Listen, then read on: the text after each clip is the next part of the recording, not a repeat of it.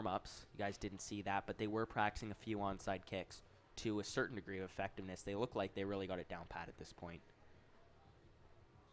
So then also we talk a lot about the running game for St. James, but their defense is a factor as well. Yeah, we've seen this defense ball out every week with multiple turnovers. Powell Samansky, one player of the game last game, and he had a great game on offense and defense. Look for him to make an impact. So we're going to play the national anthem, and we'll be back for you after that.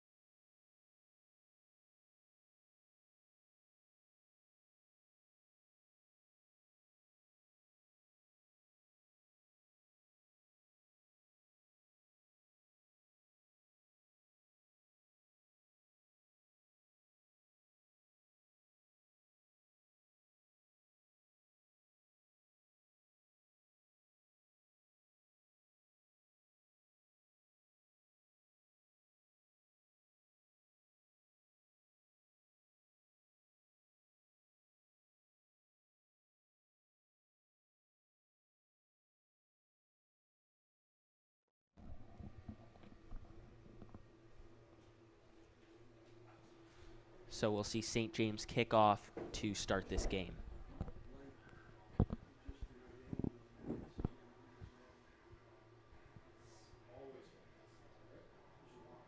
Looks like St. Mary's might have watched some film as well because they look like they're expecting it.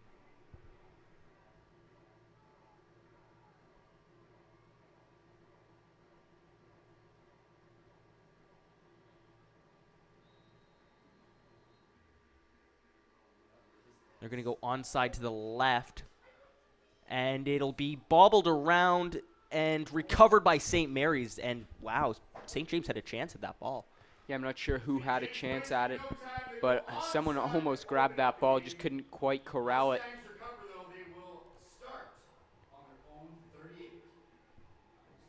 And since that ball bounced a bit, around a bit.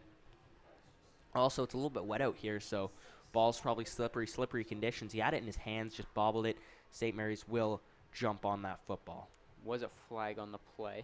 It'll be against St. James. No, that's against St. Mary's. Sorry, against St. Mary's, and that'll be, I believe that'll be St. James football. I'm not sure how that works, but we're going to see St. James start off with this possession. After the penalty, the Lions will take over. First down.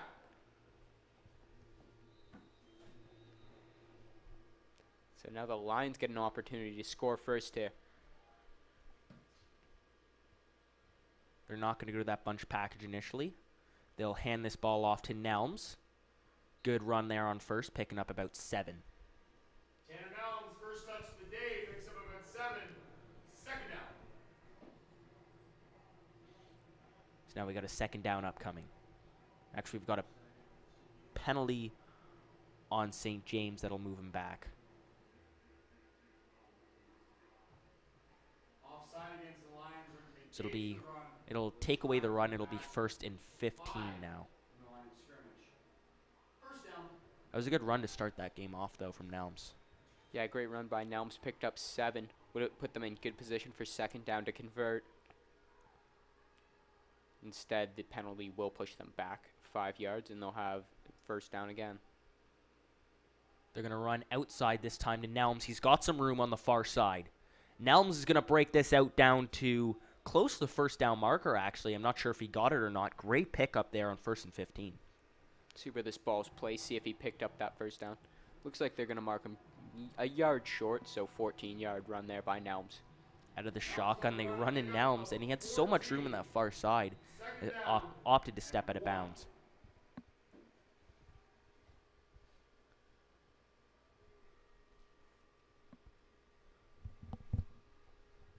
As we see the rain come down here on Alumni Stadium, St. James is going to come out of the bunch now. Play action. Thomas is going to roll to his right. He's got Szymanski off his hands, incomplete. Great play design there. Thomas rolls out, finds Powell Szymanski, and he just drops it. Maybe a factor of that rain that's out here tonight.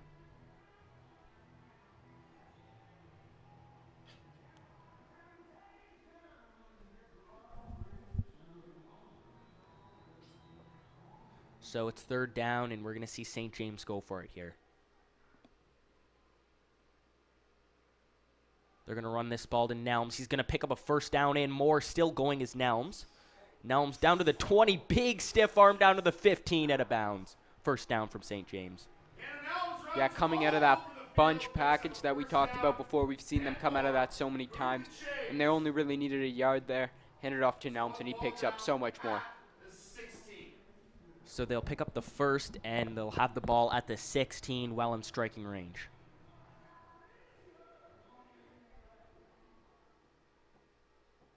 And they're going to go from the bunch package once again. Looks like Thomas is going to keep. Thomas getting the first. Blocks.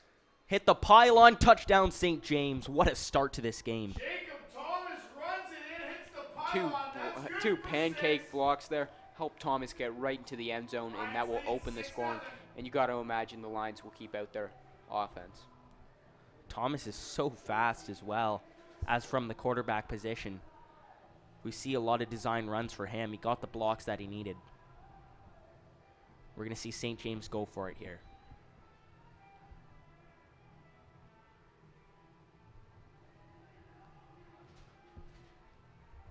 Very fortunate, though, for St. James to get that ball back in the onside kick off the penalty.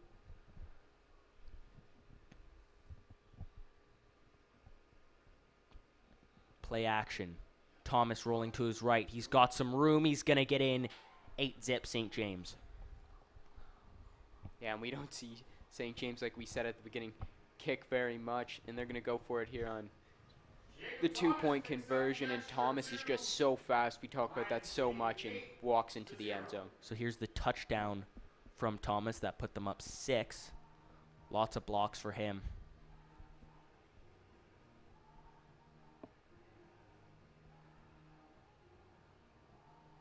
And to my belief, it looks like St. James is opting to kick here. See if they try onside again.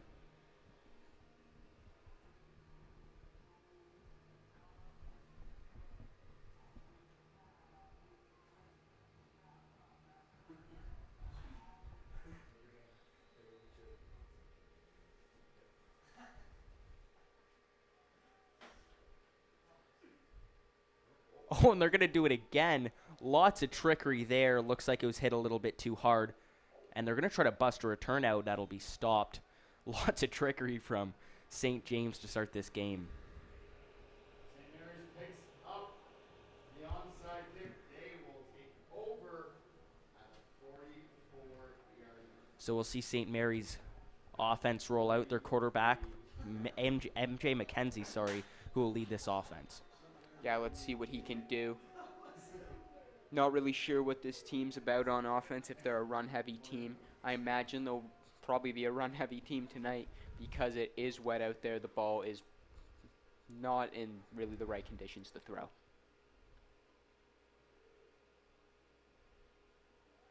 They're going to throw that is nearly intercepted on first, drops incomplete. Fastball's incomplete. Second down, Mustangs.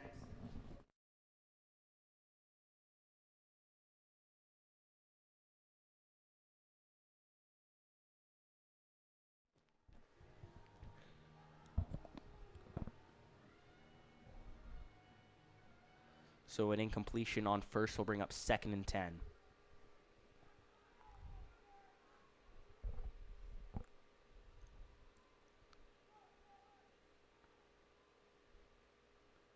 Play action. McKenzie rolls out. He's going to throw. That is incomplete off the hands of Clayton Glover. Or sorry, actually off the hands of Jackson Baker, and that'll be incomplete. Yeah, I said they might be a bit run heavy tonight, but looks like they're coming out passing, and that looks like that's this team's identity. A couple of passes that probably should have been caught were dropped, and let's see if they punt here. Their punter is also their quarterback, so McKenzie will punt this away.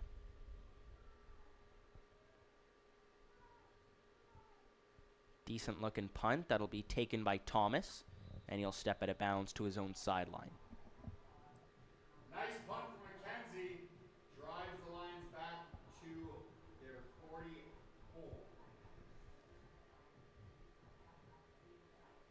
Now let's see if St. James goes with the same thing they've been doing, just running the ball with authority. Friday Night Lights is proudly brought to you by McDonald's restaurants. Yeah, they did a great job on that first drive. We saw Tanner take the ball a lot, but then when it came down to it, Thomas took it himself and got 2 great blocks and brought it into the house.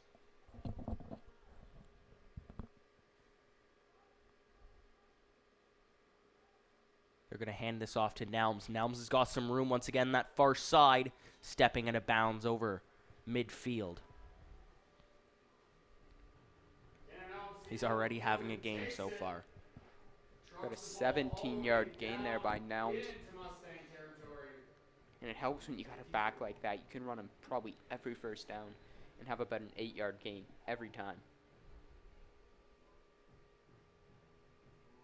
They've really shown no reason, St. Mary's has, that they could stop him.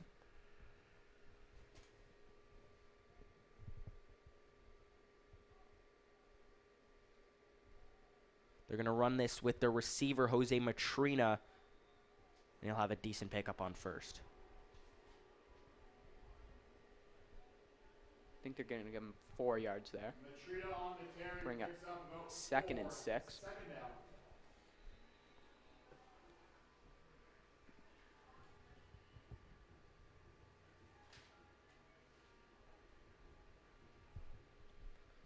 So needing to pick up 6. Let's see if they run the ball once again or go to the air. 2 play action before giving it to Nelms, who is still going. Looks like that play was blown up, but looks like he will be short of the first. Good stand by St. Mary's, but we'll see if they go for it in third because St. James loves to do that. Looks like they're going to mark him a yard short, so. Short of the first. 3rd down and 1. Looks like just a change in personnel. See if they come out of that bunch again. Their punter Shazor isn't out there.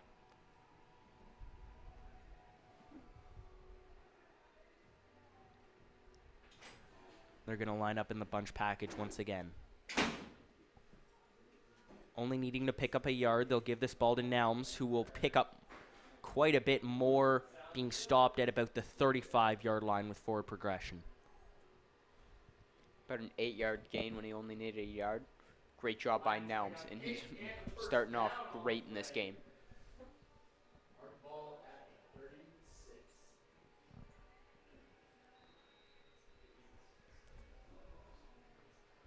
If you can get this running back going, it is dangerous for the opposition. And they're going to keep to the bunch package on here on 1st down. Ball spotted at the 31. They're going to go play action.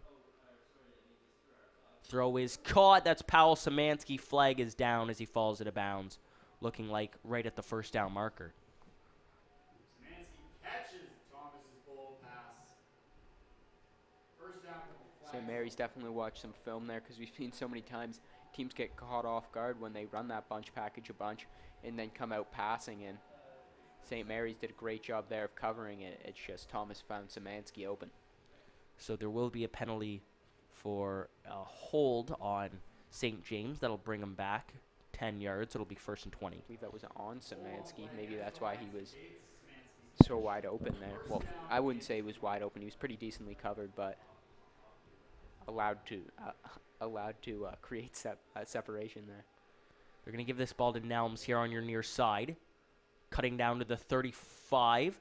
and more, looking like he picked up 13 on that play, maybe 12. Another great run by Nelms. And he's, like we said before, a great running back, and he's showing it today early on. So he picked up 12, and it'll be 2nd down and 8 upcoming here for St. James.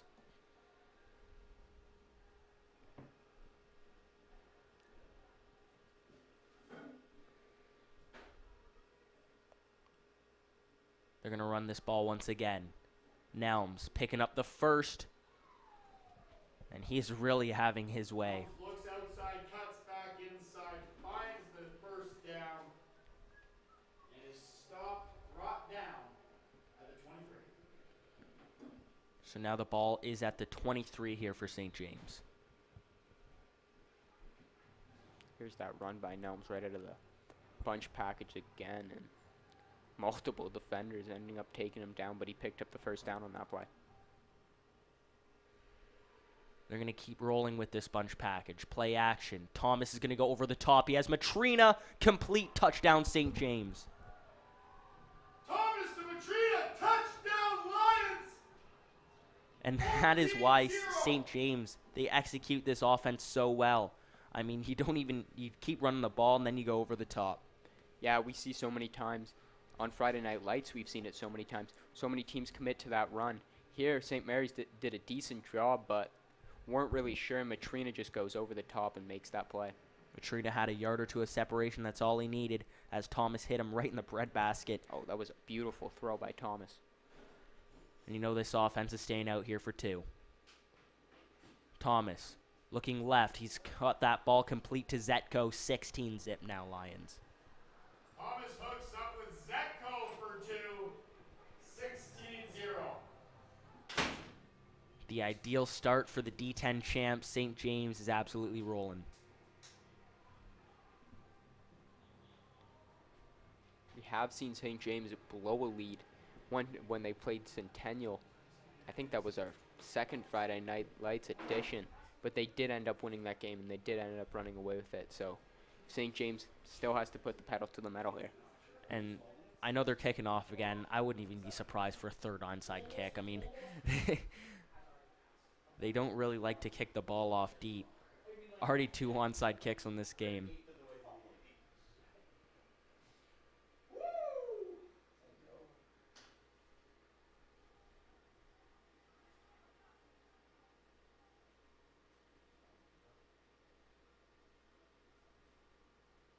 A little bit of confusion. Cesar waiting to kick it off.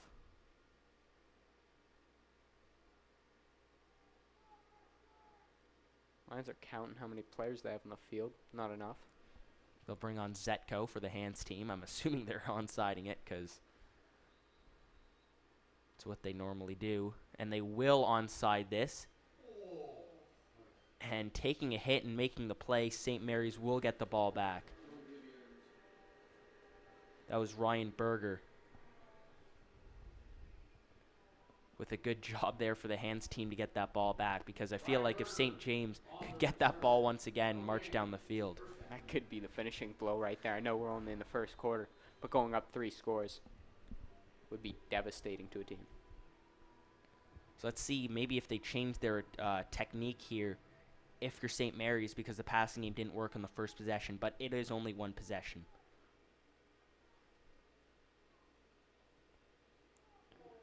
Direct snap, it'll be to Glover, who is taken down. So they'll opt to run on the direct snap, but Clayton Glover will have a decent gain of about 6 yards. My bad, it'll be 2nd and 5 upcoming. It's a big play here. Early on in this game, they need to convert here on 2nd. Because you don't want St. James to start to run away with this game. So McKenzie will go under center. They're going to hand this ball off, but he's wrapped right up. I see Shazor in on the end of that tackle, and we do have a flag down, though. Shazor wraps him up, brings him down, no gain on the play. A flag, though. See what this flag is for, and it is declined. So that'll bring up 3rd.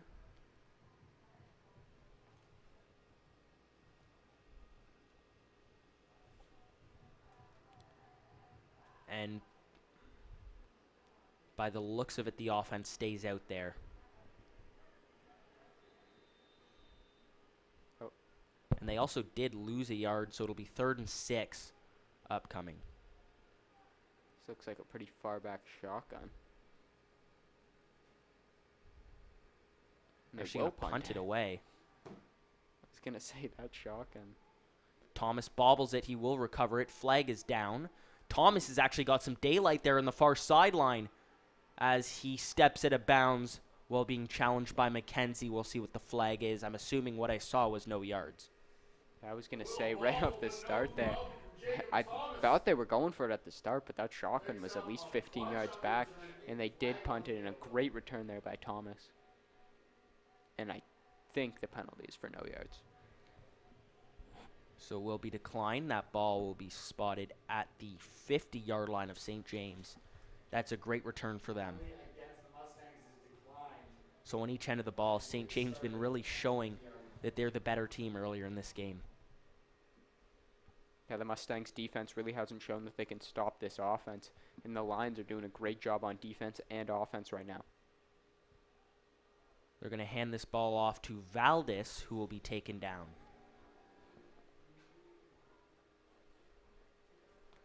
A little bit of a change of pace. That'll only pick up 3 yards, so it'll be 2nd and 7. Connor Tarr wraps up Gabe Valdez, 2nd down.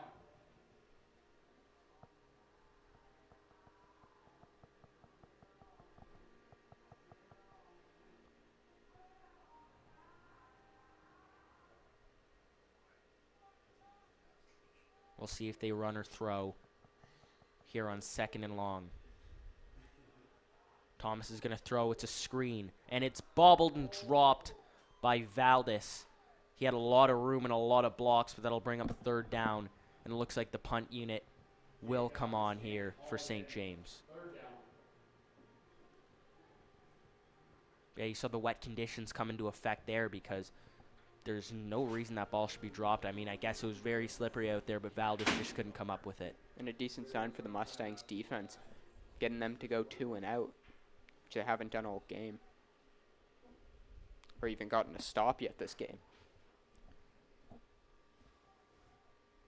And they're going to fake this as well. It's going to be Nelms. Big block there from Shazor, and Nelms picks up the 1st down. I don't know why I seem surprised right now. Yeah, we see that so many times, and let's watch this. Look at this block by Shazor. Shazor with a huge block, and Nelms just easily picks up that 1st down after that block.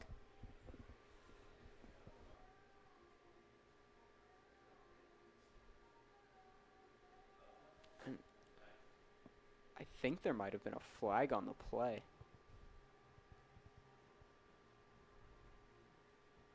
Now it's going to push St. James back and redo 3rd down.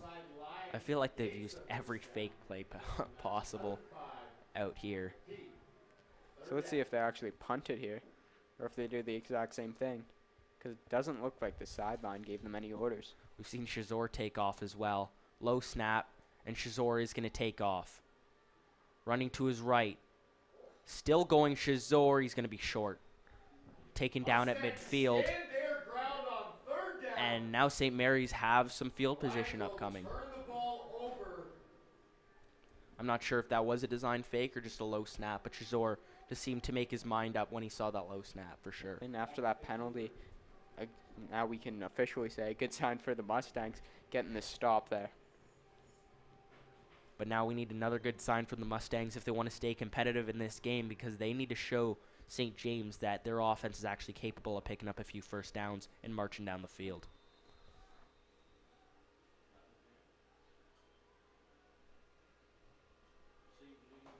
St. James calls a timeout.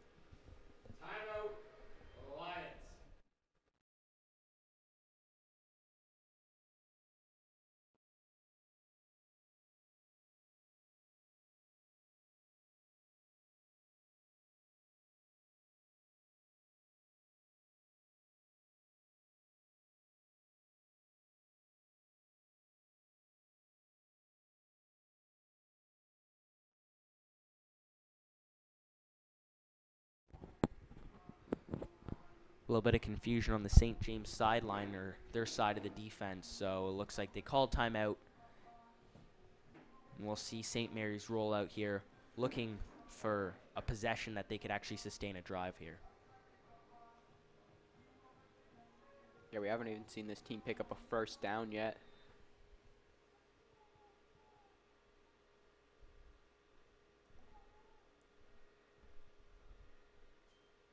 High snap. McKenzie corrals it. Throwing complete. That'll bring up second. If you're St. James, that's what you want, though. Tackle right in the spot. No chance for extra yards on the... Yeah, if you give up the catch, you want the tackle right away, and that's what happened. No gain after that catch.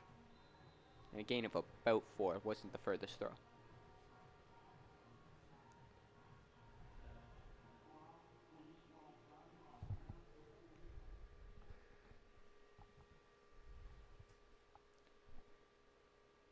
So now it's second down. They're going to scramble this, but they're going to be stopped well short. I'm not sure why they took and snuck that ball, but... Decent field position here. I wouldn't be surprised if they go for it here. Only about 2 yards to go. We see no change in personnel from their sideline, so it looks like they're probably going to go for it. Short of the first. Looks like the Mustangs are going to go for it on 3rd and short. And if you're St. Mary's, this is where you need to pick up a first down.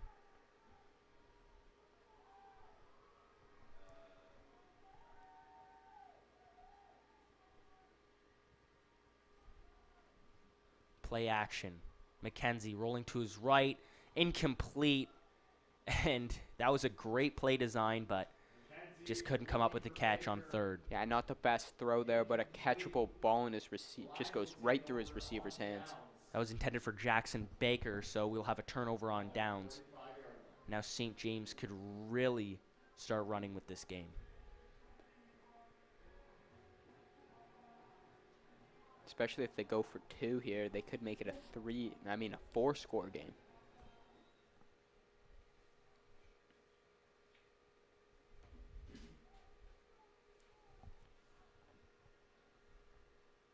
They're going to run this with Nelms.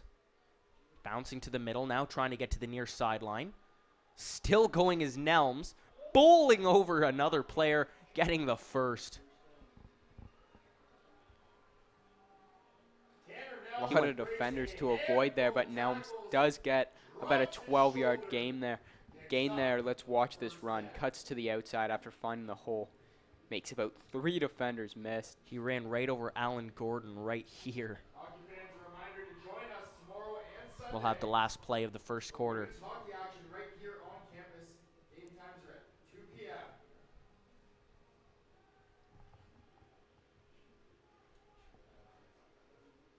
And Nelms is really showing why he's being recruited by so many universities. As Thomas comes up throwing, that's complete. That's Ethan Berry with the catch, who's been playing some backup QB for this team.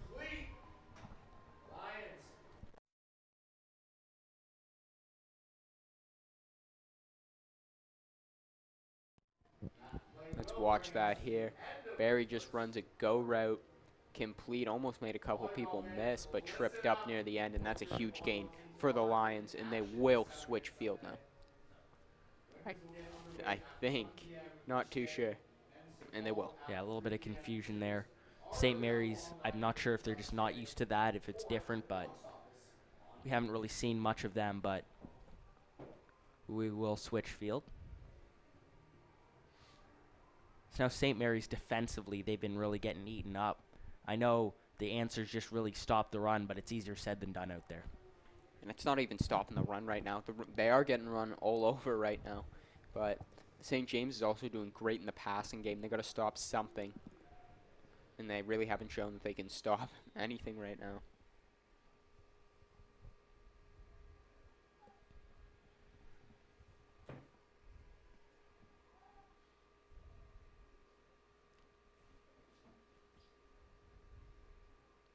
On first, here's Thomas. They're going to give this to Nelms, who's going to throw, underthrown, tipped and caught, complete for a touchdown. There is a flag on the play, though. Let's see what that's for. And by the body language of St. James, it looks like it's coming back. Flag down though. But when you think everything's going right for St. James, you see a play like that. That ball probably should have been picked off as it was severely underthrown, but it's tipped into the hands of a receiver. Matrina might have had something to do with that because I believe the penalty was on him. Drive them back an extra 10. It's now Let's watch it here. 20.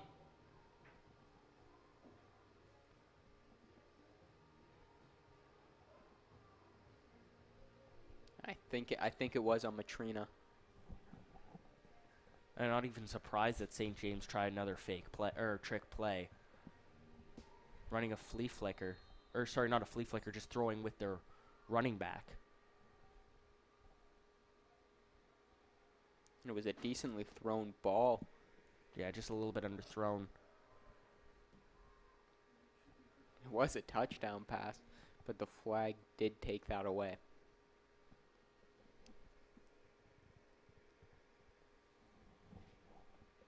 So that's going to march them back even more. First down and 25 Lions. Yeah, they're marked back 15 yards, 1st and 25. And they're going to run here with Nelms. Nelms looking for space. That's a good stop if you're St. Mary's. Yeah, because now there's going to be second and long. On first down, Nelms picks up only about 5. Second long. It's going to be second and about 20 here. St. James is going to need something big to pick up this first. And probably in this territory, we'll see them go for it, like we have so many times. We'll see what they do here on second before we worry about that. We'll see if they pass or run here. I think they're going to, well, They're going to Play pass s- now, play play action. started. Thomas looking for an option, still looking. Now he's going to try to take it himself, but taken down for a pickup of only 4. Coverage sack there for the Mustangs, and the rush came on the play action bootleg to the outside, and Thomas didn't really have anyone open. He had lots of time to throw this ball as he escaped the initial blitz. That's why I called it a coverage sack. Everyone was covered there. Nice job by St. Mary's.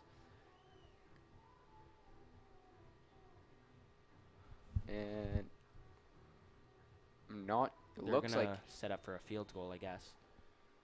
maybe to test Shazor's leg. We have seen him in warm-up hit 45-yard field goals before. Yeah, this is 41, but it's a fake. Shazor's going to keep. They're going to lose some yardage. And That's a another good stop by the Mustangs. And now we have a game. Mustangs defense on their toes. Stops the Lions on the trick play. That was Jake Brown with the stop. Let's have another look. St. Mary's offense will now take over on their 36. And really nothing there. Mustangs were probably prepared for that, seeing they've seen so many fakes.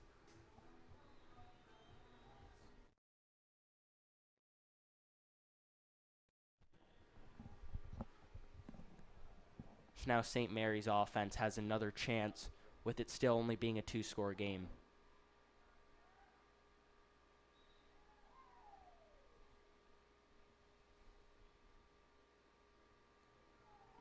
But this St. James defense has played amazing so far in this game. Yeah, they played fantastic. Have they even St. Mary's picked up a first down yet? I don't believe they have.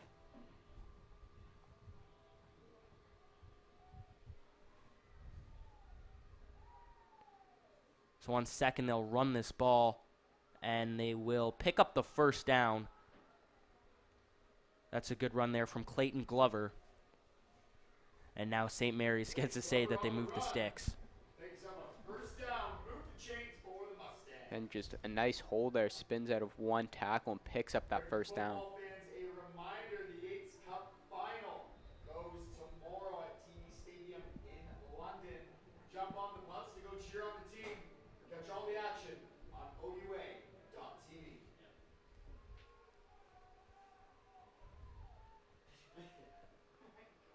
First down here.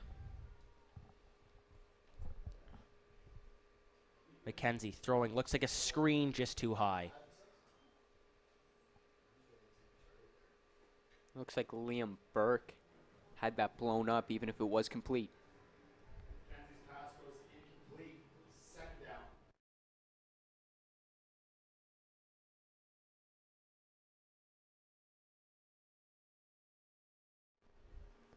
Second down upcoming. Looks like McKenzie put a lot of zip under that screen pass.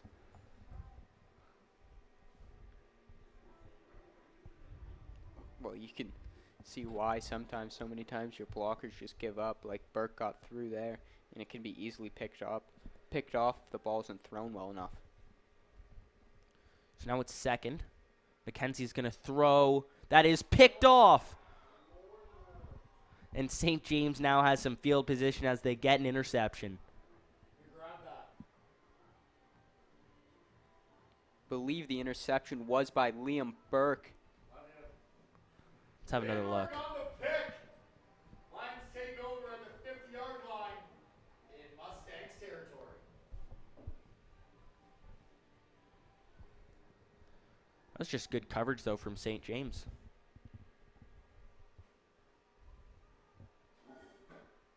And a shame for St. Mary's couldn't put a drive together there, and they haven't really been able to do that all day. Nelms is taken right down. Great stop there on first. Tanner Nelms swallowed up in the backfield. That was Drew Van Kooten that got the stop there. And we rarely see that. Second down. Nelms stopped right at the line of scrimmage because this O-line, for all the credit we give to Nelms, you got to give a bit to the O-line who's done a fantastic job all season. Second and 15 upcoming here.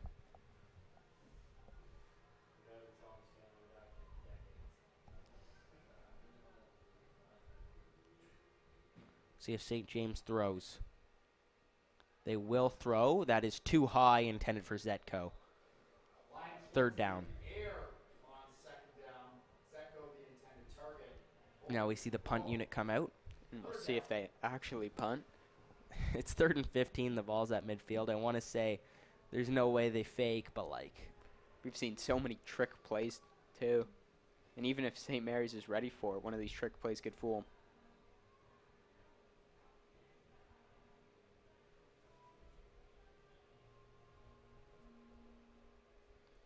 And they're actually going to punt this away, and that's a pretty good punt by Shazor. Wrapped right up, though, on the coverage, and a good play because he stayed right outside that 5-yard bubble to negate the no yards. Yeah, we usually see so many flags on no yards. Oh, and I believe we will see no yards. I thought he stayed out. I don't know. I didn't see the look. flag at the start, but it looks like it was thrown.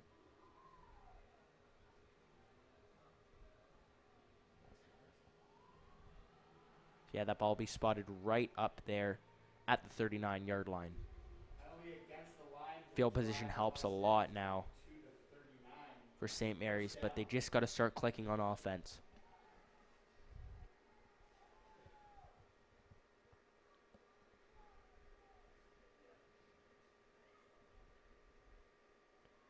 McKenzie's going to hand this ball off.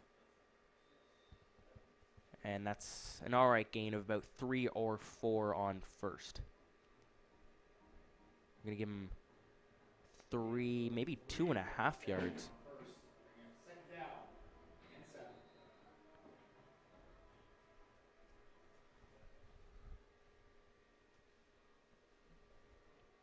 Big second down here. Last time we thought the Mustangs might start to roll, then Liam Burke with the interception. Let's see if they can pick up a first down here.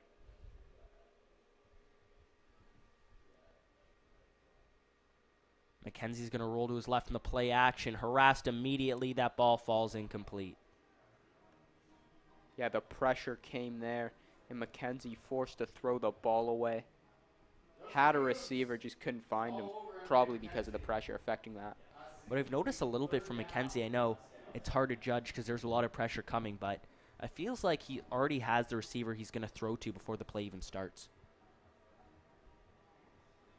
Because That pick by Burke looks like he forced that ball into the coverage there and only looked that receiver's way.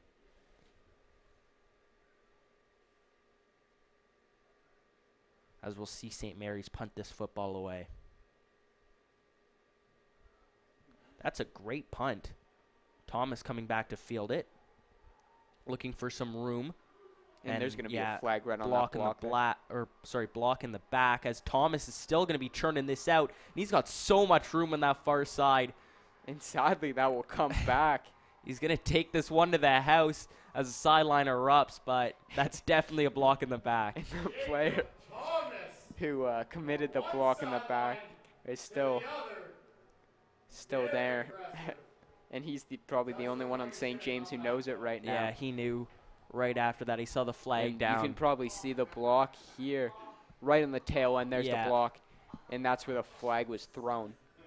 Don't want to take it away, though, because that's a great return from Thomas.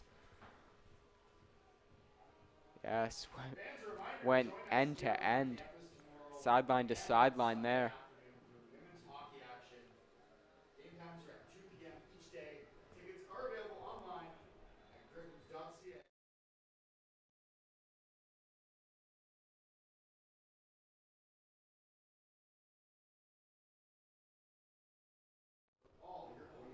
So that'll bring St. James right back after a fantastic return. Block in the back, though. And they'll have their worst field position of the day, starting at their own 20.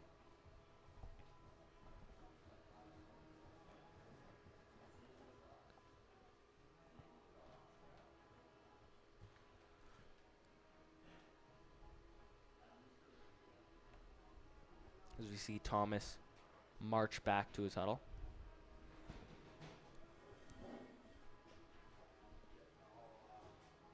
Yeah, Thomas is probably pretty gassed from that run. Like I said, sideline to sideline, end to end. Yeah, he went the length of the field and then some because he also cut it back from the near sideline to the far in the midst of his return. So he's got to be gassed out there. Impressive return. Probably see a few running plays to get him caught back up. Doesn't even look like he'll be in at quarterback. We're going to have Nelms under center. A little bit of a wildcat look as he's going to run this right up the middle. And still going, picking up a first down and more. Yeah, he picked up the first down, and then it looked like everyone stopped, and he kept moving his feet and picked up a couple more after being wrapped up. So we've seen pretty much everything from St. James. Finally now going to the Wildcat.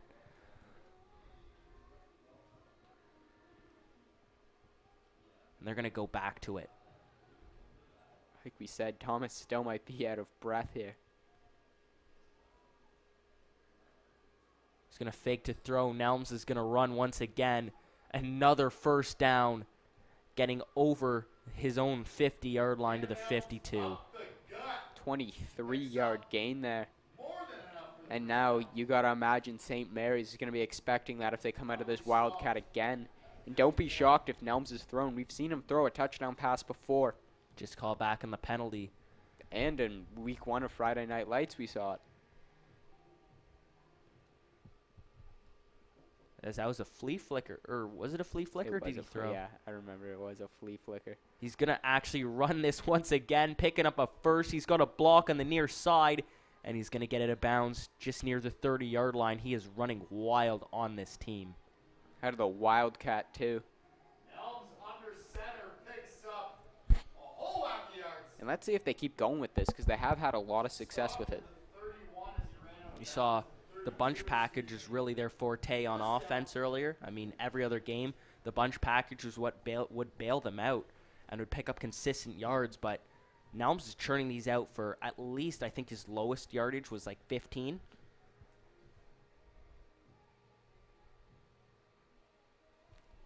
And on that last play, I truly believe that the play was designed for him to pass, but when he rolled out on the bootleg, he decided to take it himself. Well, he had so much room on the near side that he just kept going. Got that ball all the way down to the 32 from his own 51.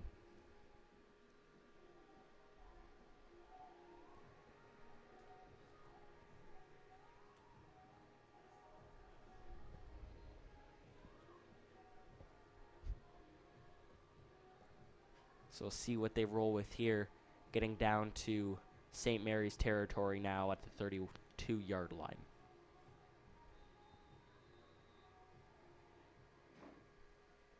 It's going to be Nelms once again. See the safety creeping up. Nelms looking to throw. He's going to opt to run this, it looks like. Getting out to that far side, he's going to step out of bounds, and that's another first down. Yeah, again, I still think Nelms has the intention to pass on these plays, but it's so wide open, he just takes it himself and picks up another first down. I think that was for sure an intention to pass. There, just beating his man on the outside, getting out of bounds.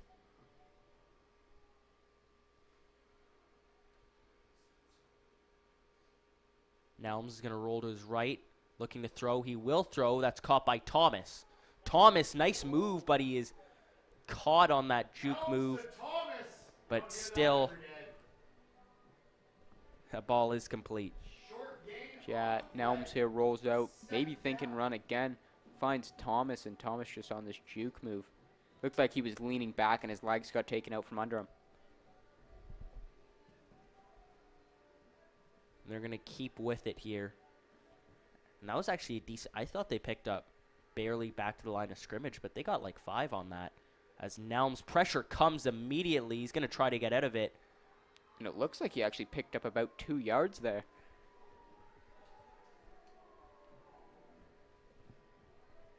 Oh, sorry, never mind, the loss of 3 yards there. I was looking at the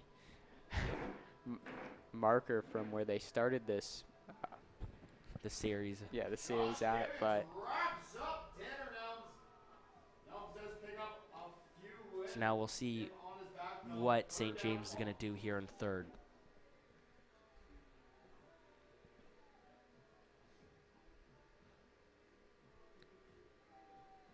A long huddle, and looks like they'll just go back to the normal shotgun formation with the split backfield that they normally have. We already see a flag out.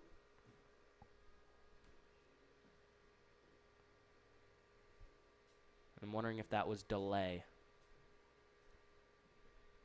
Unless St. James just called timeout there to negate it.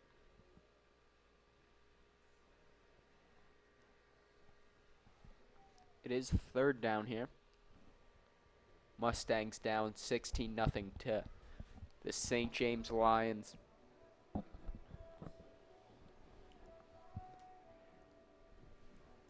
And the Lions right now are in scoring distance on third down. I guess they see since they're up 16, though, there's really no reason to take a field goal.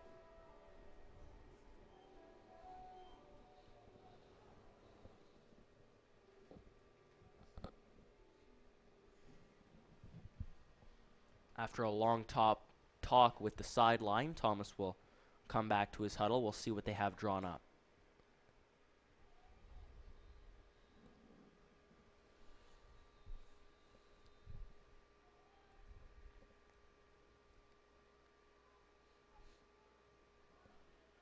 They're going to go out of their normal formation here. Play action, rolling to his left is Thomas. He's going to end up throwing this, looking for Matrina, incomplete. Great job by Matrina there. He had a man draped all over him, and he made a move to break off that defender and almost had an opportunity to catch that ball. It's good coverage initially, though. Got to give St. Mary's credit.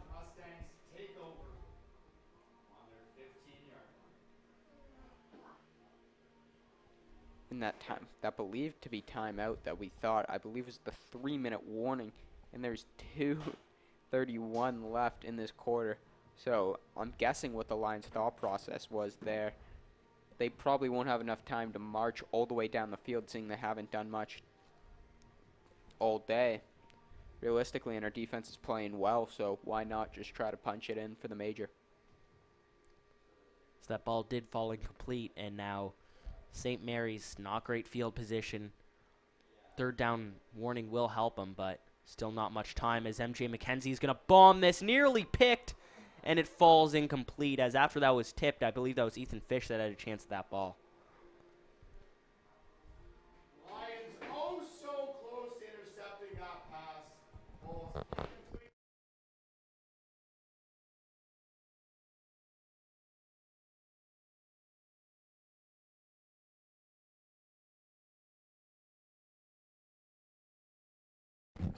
And there you see the replay there. Ball bobbled and Fish almost had an opportunity to pick that off. That was not a well-placed ball.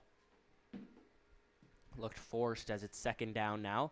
Direct snap to the running back, and he'll be wrapped right up. That was Glover on the carry. Late Glover on the carry, wrapped up almost immediately. Third down. It's now third down. If you're St. Mary's, yeah, you're going to be punting here because you do not want to risk anything this close to your own end. Especially because right now it's a two-possession game. And giving up another one would make it 3, and your offense hasn't really been rolling, so don't want to take the risk there.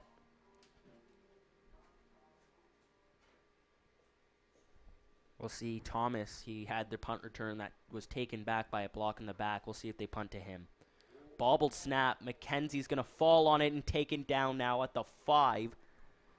And now St. James could punch this in easily. High snap. Yeah, still 2 minutes to go in the half. Call it a sack on the play. That's a shame there. Chance to punt the ball away in a bobbled snap. Conditions are pretty rough out there. It's pretty wet down on the field. Might have affected the snap there.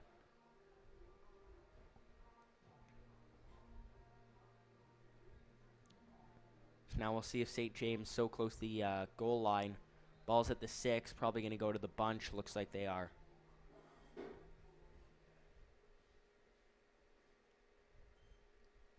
They're going to hand this ball off to Nelms, cutting it inside. And that'll be a touchdown, St. James. And off the bobbled snap, St. James will score. And that will make the score 22-0. Nelms finding the end zone. That's his first score of the day, but even though that is only his first score of the day, he's been having a very productive game at his running back spot. And we'll see if they go for 2 or opt to kick the extra point. And I imagine they will go for 2. Yeah, no change of personnel. It looks like, no, they will bring on Zetko, I believe. And Zetko is not the kicker, so guessing they will go for 2.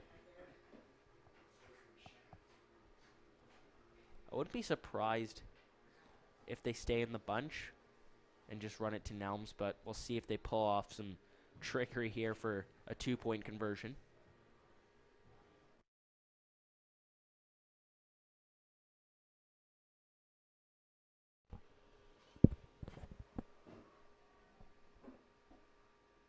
And they're going to run this to with Thomas, it looks like. He tried to cut it back, but a great stop there.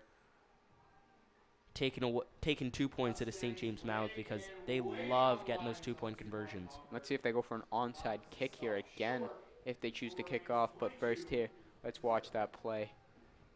And that's the touchdown by Nelms. Nice cut inside to find that hole and give them 6 points. And then, unfortunately, they did not get the 2-point conversion. Up 22. They will kick off.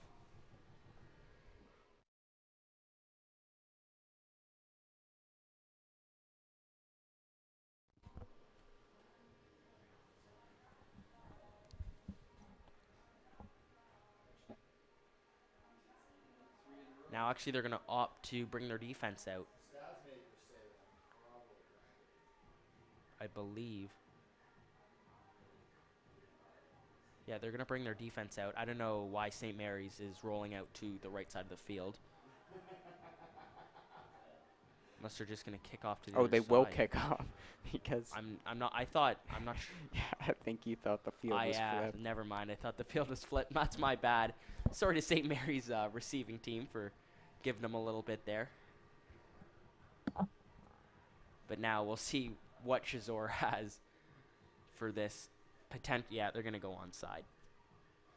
Maybe not. They're actually, yeah, they're going to kick this away. The way they lined up, it looked like they would. Let's see if St. Mary's could break a return here. Pushing forward and taken down at the 35-yard line, so doesn't matter if they would have brought the defense out or kicked it off.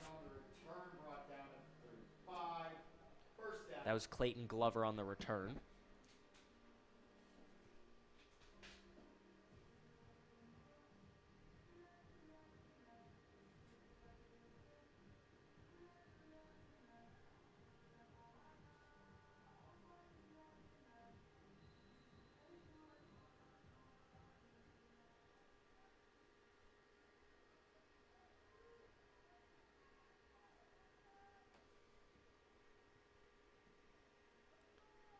See if they keep going to the passing offense. Looks like they're going to run on first. Decent gain, nearly getting to the 40-yard line. Let's be reminded to keep an eye on that clock. 1:44 to go. And a lot of field to be ate up if they want to score here. So there's a run at Travis Wilson. It'll be second down here. 6 yards to pick up for the first. And now ball spotted. The clock is rolling. And if St. Mary's, if you're trying to put a drive together, I'd be hustling up to that line of scrimmage a little bit more.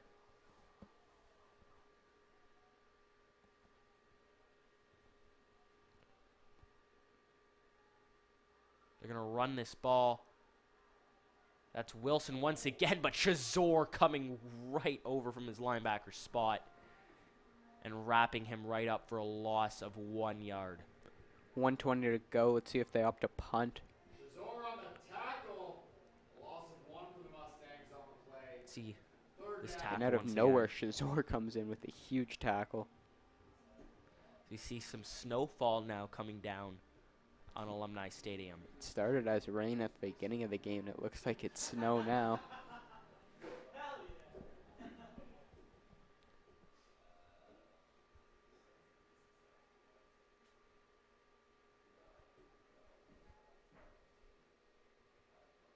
McKenzie will get this punt off. Not a fantastic one, as that goes out at St. James's 50-yard line.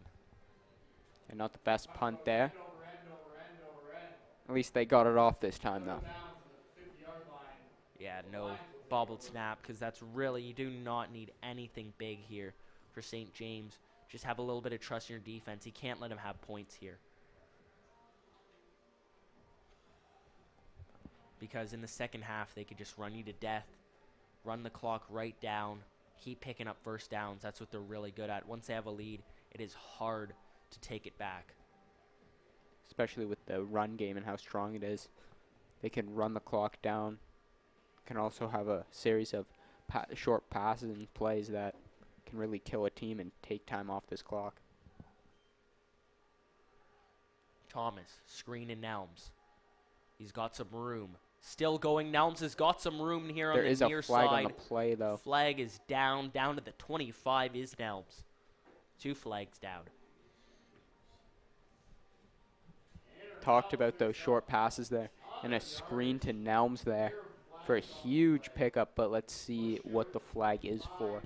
Let's see if we can see it on this replay here. Maybe a hold up field on Zetko. I'm not really sure. I didn't see much.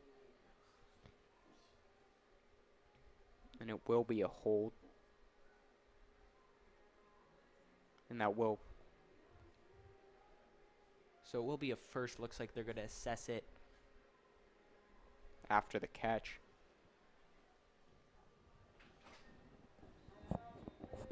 So first and 10 upcoming.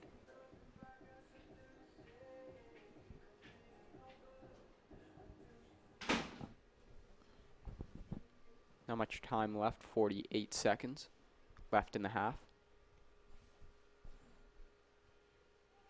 Thomas dropping back, throwing over the top. He's got a man in Barry that'll fall incomplete. Flag is down, though. Not sure if that's defensive PI. Didn't see much. Pass goes incomplete. Flag immediately thrown.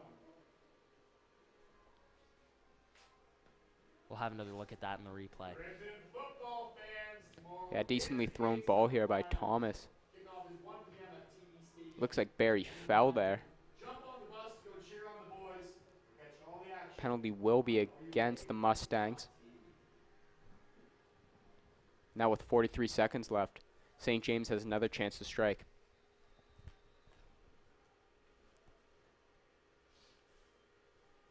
Thomas looking to pass once again. That ball's tipped, nearly intercepted as it falls incomplete.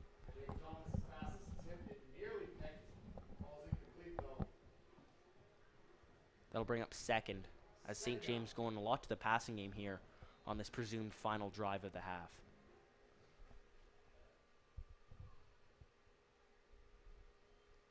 Second down, passing once again. Thomas. That ball is too high for the intended receiver, Zetko. That'll be third. Let's see what the Lions do. They got 35 seconds left in the half. 35.8 seconds to go in the first half. And one final reminder, the D10 Friday Night Lights. Looks like just a change in personnel. They're going to go for it here. As you see Szymanski line up wide, out wide here for St. James.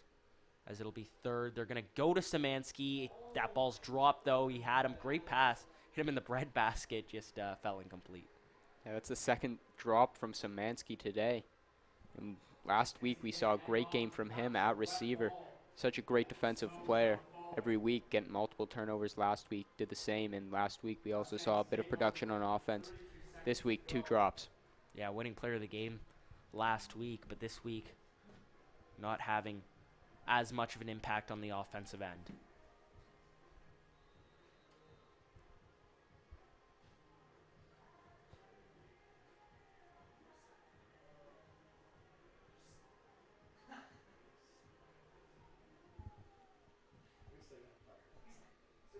.32 seconds here. Let's see if St. Mary goes down the field. That ball is dropped once again. And they've had so many drops on their offensive possessions. Yeah, the Mustangs came out pretty pass heavy, but the receivers were just dropping the balls. McKenzie wasn't really putting it in the right place, but this time, great pass, and that's just an unfortunate drop. He had Ethan Quist on that near sideline, and that's another good pass. That should be caught, but it'll bring up 2nd and 10.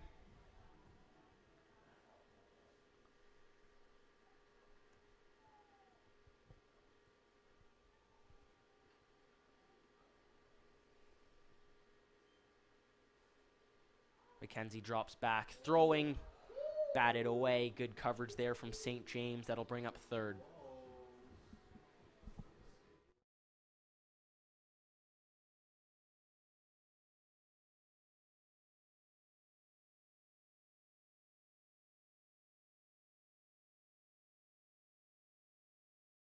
Go.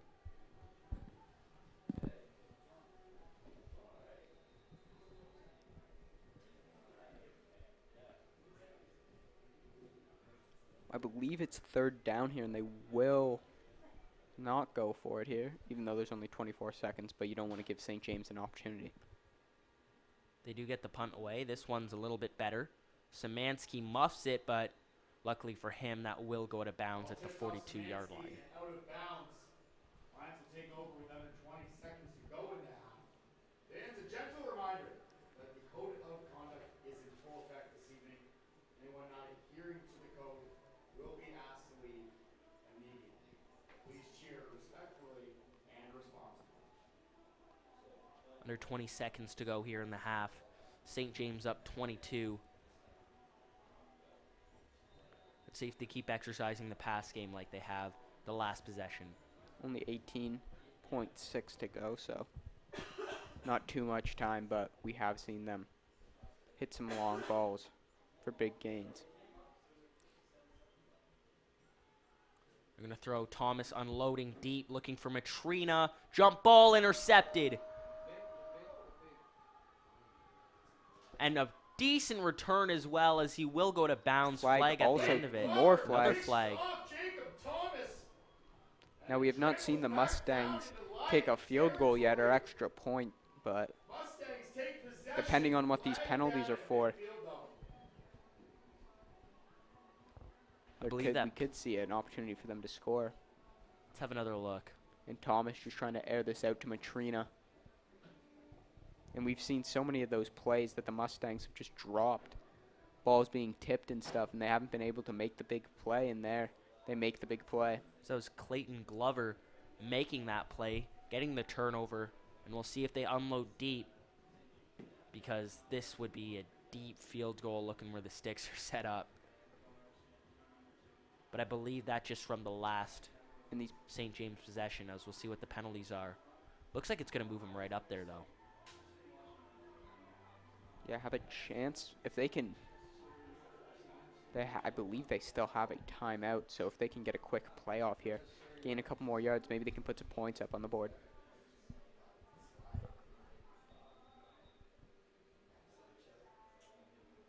Because right now, that'd be a 51-yarder with the drop back.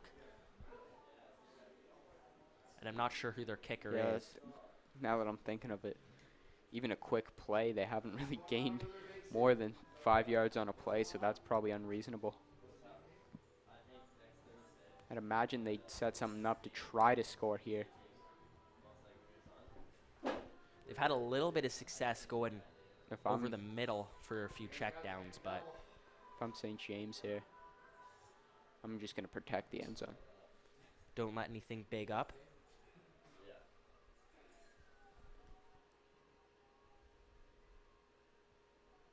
We'll see if McKenzie will try to unload this ball. McKenzie throwing deep.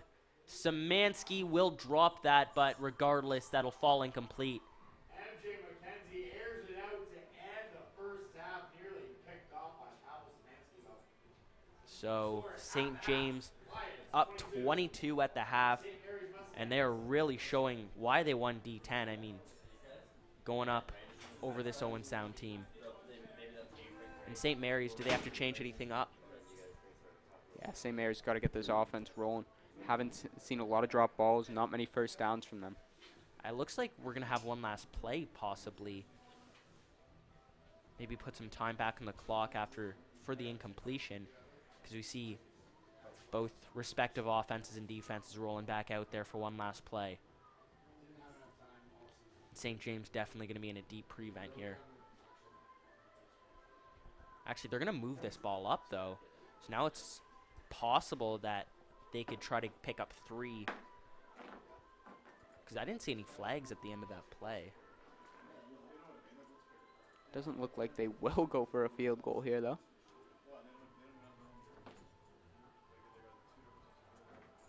I'd be doing anything to remove that goose egg, because their passing offense hasn't been fantastic whatsoever. They've only picked up 1 first down this game, I believe.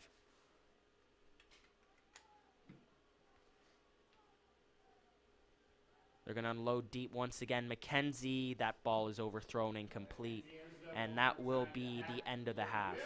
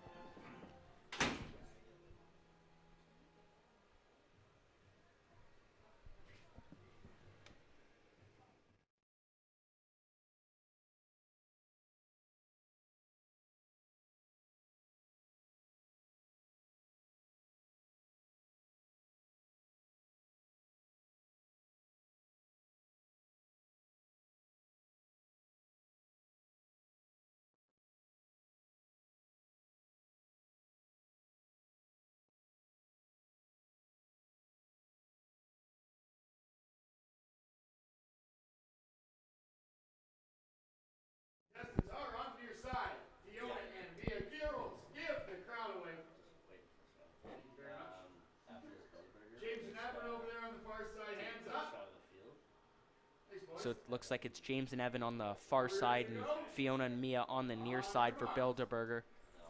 Not sure who will be the bottom here.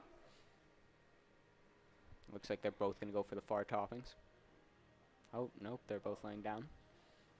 Neck and neck to start it out. The boys That's go not a clean pickup from the near side, though. girls do the same, just a couple steps back.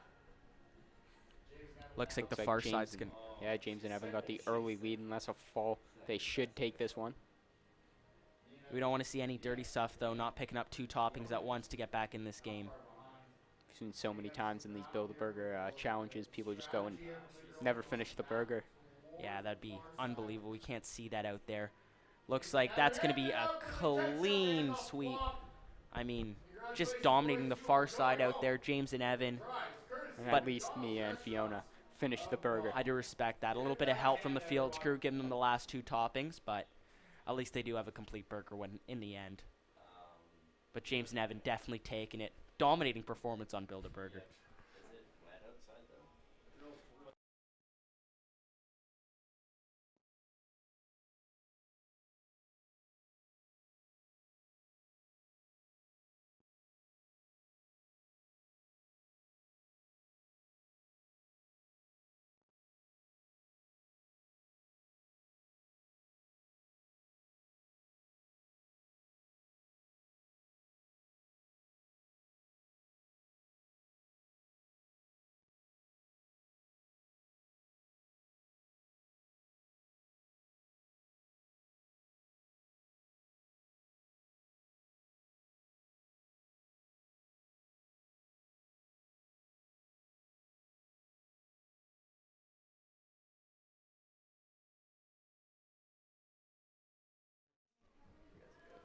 So we've got here Thomas Ness, a key part in Centennial's run to the D10 finals, ultimately being stopped short by St. James.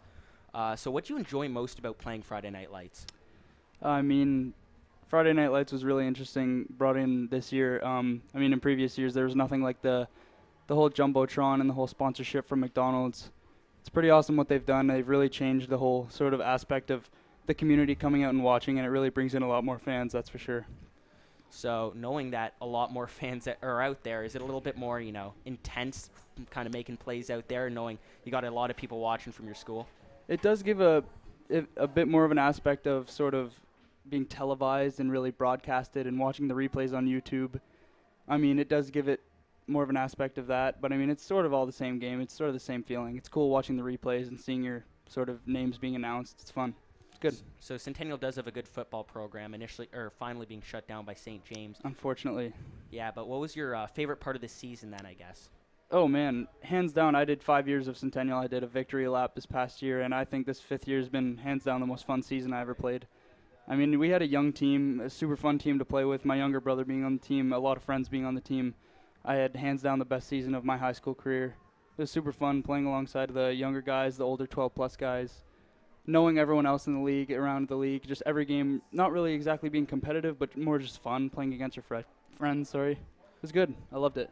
Yeah, so now looking forward for Centennial, we've got your quarterback returning, Danny Brown, Yes. coming back for grade 12. You expect any big things from them next year? Oh, absolutely. I mean, seeing the things he did against the league this year, I think he gave every single defense a run for their money, if not taking the cake every game. I mean, I can't wait to watch him play. He might be coming back for 12-plus even after that, having our young players like Drake Davis as well. He's only in grade 11, so seeing the things that he's going to do when he's 12-plus, I can't wait. I might honestly come back, taking an opportunity coaching for the team. Yeah, that'd be awesome. Play like positions like receiver, maybe DB.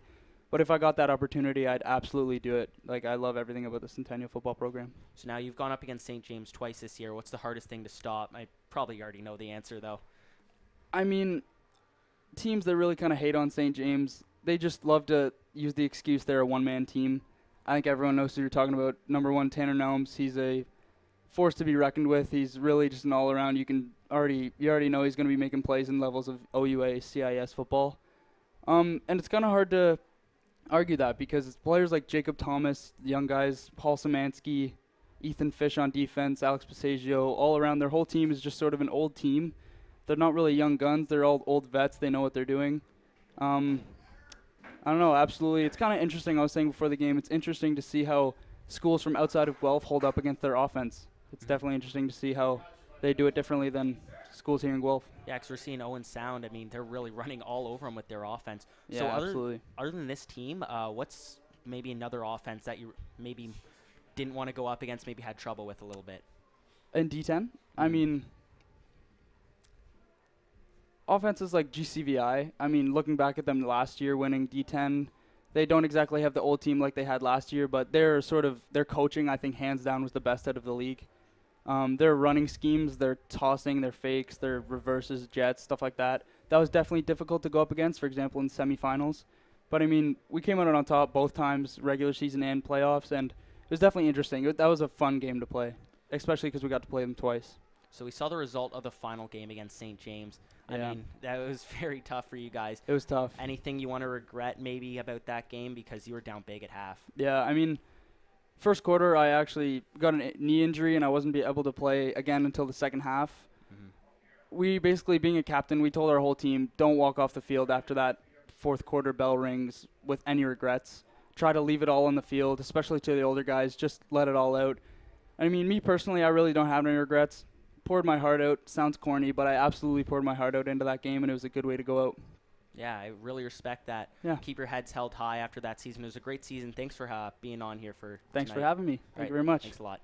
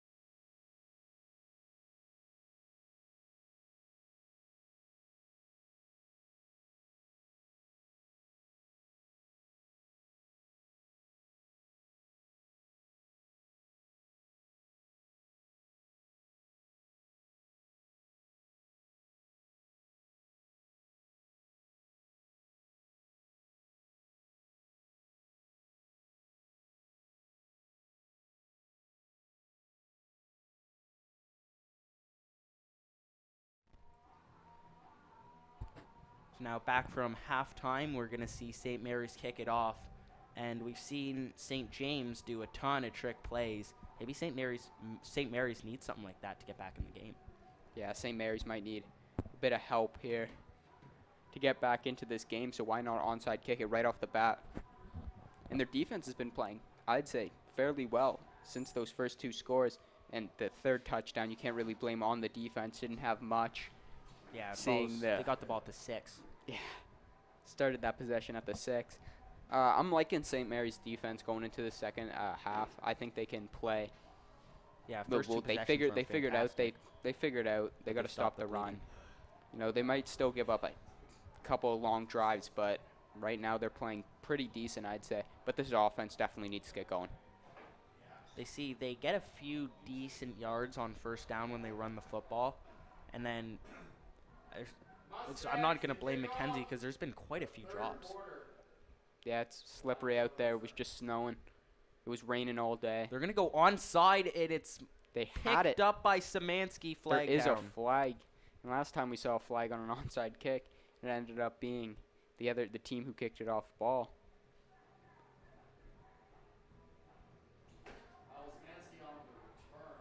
There, or maybe even 3 flags on the play.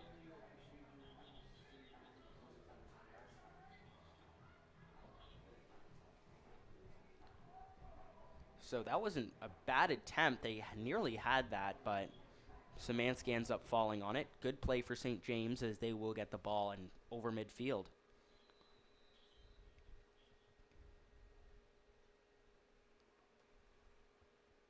Thomas gonna run here. It's Nelms. And a good second effort to pick up a few extra yards. Elms on the carry and a gain of 6.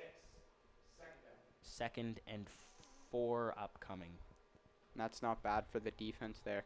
6-yard gain isn't really good, but when you can hold Nelms on first down to those 6-yard runs, you have an opportunity to get a stop here on second. You also never know with St. James, though, because they play everything like it's 3-down territory. Thomas is going to run to Nelms once again. He's going to cut it back now right in the middle, cutting now to the near sideline. Still going is Nelms. He's got so much daylight, and he's going to score. Touchdown, St. James. Just as I was saying, I like this defense going in. Nelms finds a hole, and once he gets into that open field, he's really hard to stop. In the second quarter, they really stopped the bleeding, but opening up this second half, Nelms, after a short pickup, look at this run. And a great hole there for Nelms. And he just gets to the outside. And then after that, he's gone. Nice block there by Zetko. And actually, wouldn't be shocked if they fake it, or even if they put this through. You never know. They're actually going to look to put it through. Shazor looks like he did put it through. 29 to zip. And let's see if St. James onsides this. I mean, they're up 29-0. I can't see them onsiding it. I wouldn't want to, but it looks like they are setting up to kick.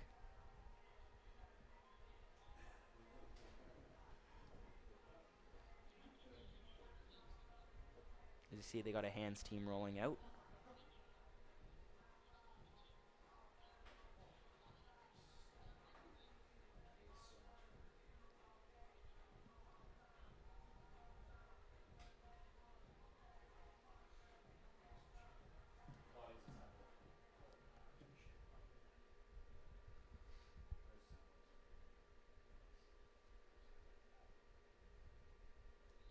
Looks like they're just going to kick this one away.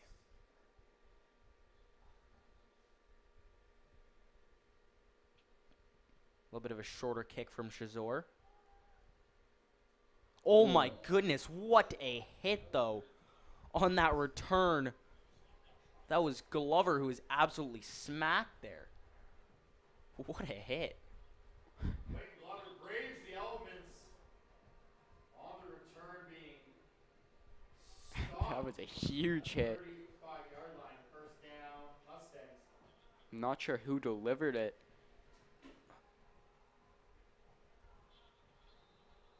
Wow, that's a way to make your presence felt on the on the kick team. I mean, what a hit. Glover trying to return it, and he gets to the 35 before being smoked. But he looks fine as he's out there at running back. Mackenzie dropping back, throwing. That's caught short of the first. Looks like just a yard short. Yeah, just a yard, maybe 2 yards. Good coverage there by Szymanski, but nice pass there by Mackenzie. Only 1 yard short.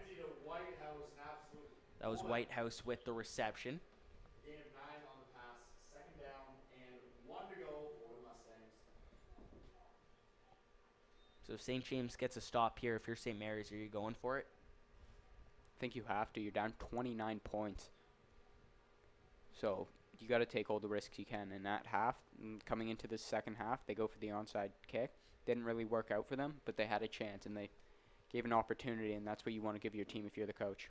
Direct snap to the running back. He's wrapped up, but not Right. before picking the first up. That's Glover. I was going to say that might be short, but on the tackle, he fell forward. Nice job there. Ball spotted down at the 50. So they will pick up a first down, and if you're the Mustangs, you really want to see them start picking up first downs here, because you played all right defensively. Your offense has kind of killed you. Yeah, the offense hasn't been great. The defense didn't start off too well, but they started to pick it up, and the offense really did nothing to help.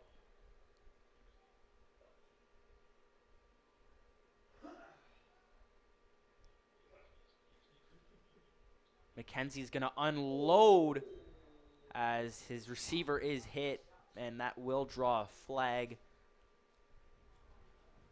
Pass incomplete, flag immediately thrown. Ball intended for Jackson Baker, who And was I knocked believe down. that ball was overthrown, but then the hit came in, and penalty, I'm guessing, against St. James, and that should move the chains. See where that ball's spotted. It's actually going to be a pretty good spot, as it'll be at the 51 of St. James. That moves the Mustangs right up there. If you're the Mustangs, you got to score it here. On your first drive of the half, you got to think if they want a chance of winning this game. Yeah, I don't like seeing that goose egg out there. Not even a major, but just maybe a field goal. Just get some confidence. We really haven't seen them in any threatening territory except for at the end of the first half, where they were just shooting for the end zone. McKenzie's going to throw. Big hit by Szymanski, incomplete. That'll draw a flag. Szymanski breaks up the Mustangs pass, flag. Ball was intended for Will Kazarian Hodder.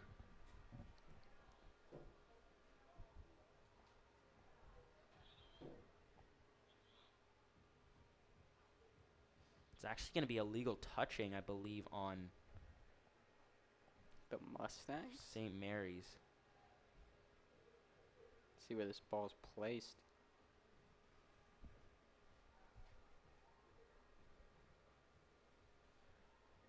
That'll bring him back 10,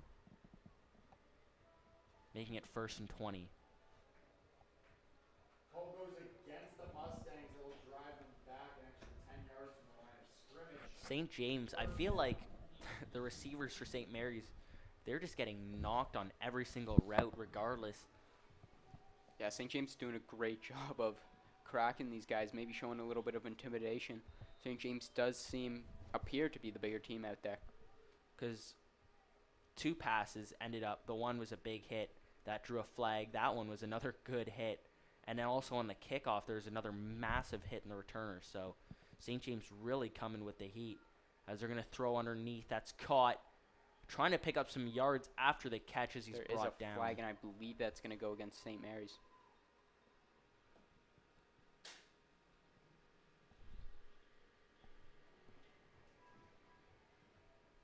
We'll see what the flag is.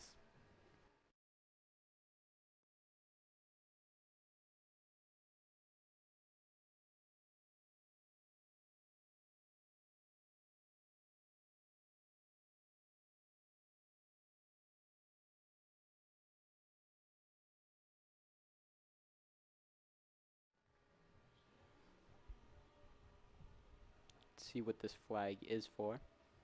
Will be a block in the back, and that will move them back even further. Jeez, I mean, And that really sucks for the offense, because they were marching. yeah, they had some good momentum going for sure. Got the first down, then a flag that moved them up even further, and now It's 1st looks and like 30. they're right back where they started. Yeah, 1st down and 30.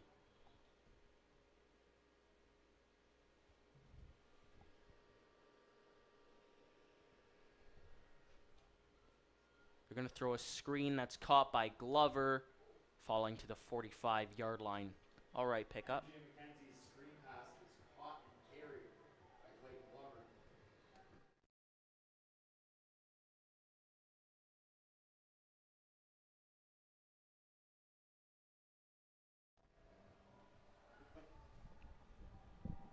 do have a player down for St. Mary's.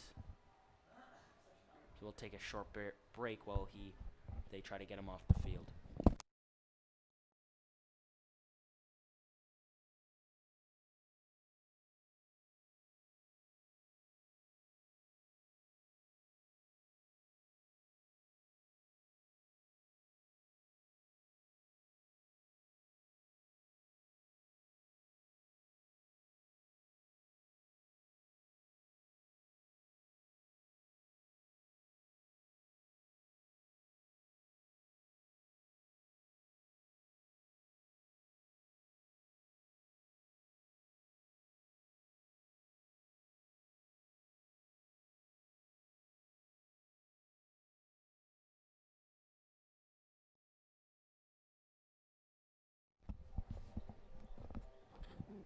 Injured players helped off the field, and we will have second and a marathon out here for St. Mary's.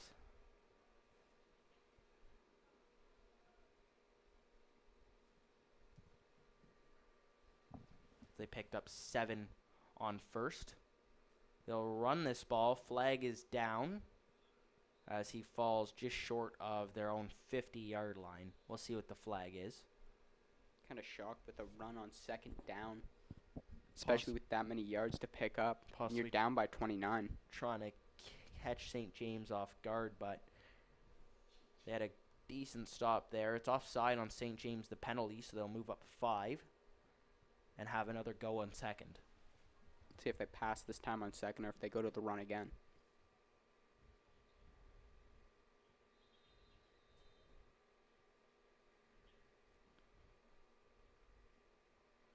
So much healthier second and 18 compared to the first and 30 that they had moments ago.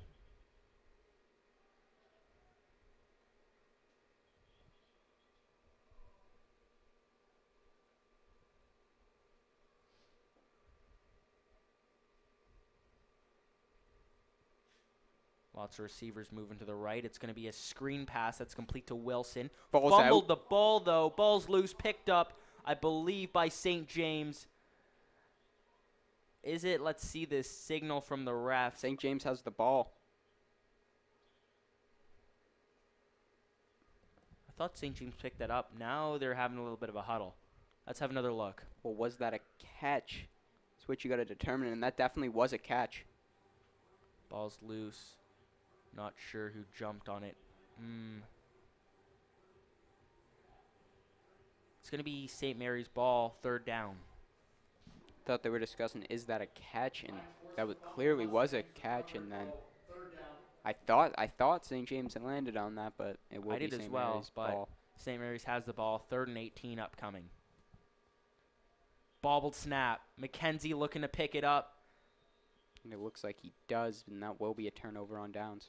Very unfortunate possession, end of the possession. I mean, they look like they are rolling, had the ball in St. James territory, and then a set of penalties and a fumble on third.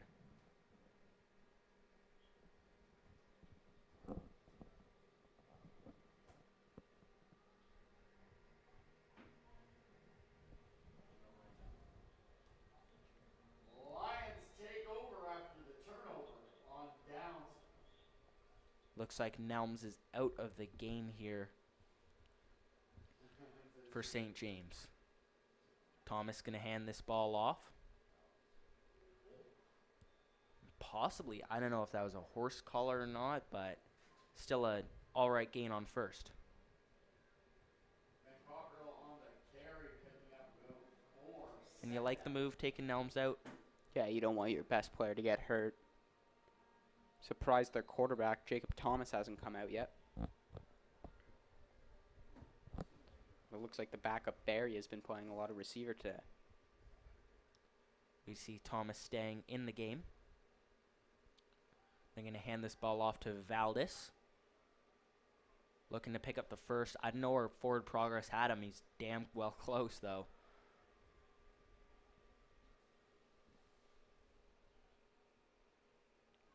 Looks like now we'll come back out on the field. Third and inches upcoming. We might see them bring the sticks out. I imagine the bunch package will come out here on third. See, I mean, Nelm's coming back into the game. Maybe, though, they throw over the top. We'll see. And if they score here, that's got to be the final blow. They're going to run this to Nelms. He's going to pick up the first and a lot more. Still going, bowling a man over. Getting close to the 15-yard line as Nelms is having his way out there. And it looks like that guy he just trucked is going to go down. Down to a knee. Let's watch that replay out of the bunch. Nelms, another big hole for him. And at the end of the play, that's where we see the injury. That's Ben Jensen that's shooken up down there. He got rocked with that truck move. We'll take a quick break.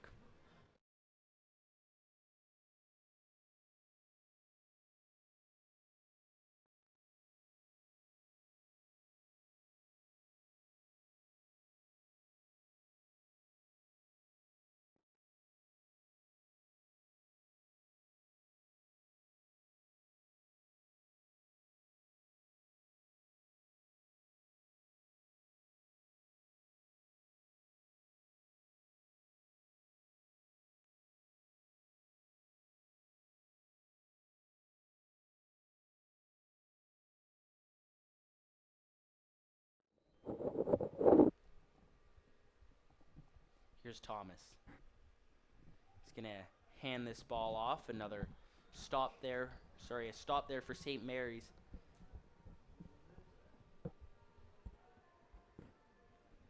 That'll bring up second. Actually, they're going to lose yards on the play. Second and 12.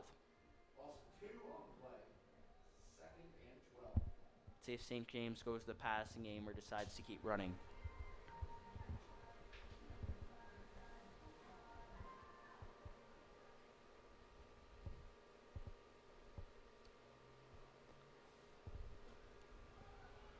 Going to run this ball. Valdez looking for some room.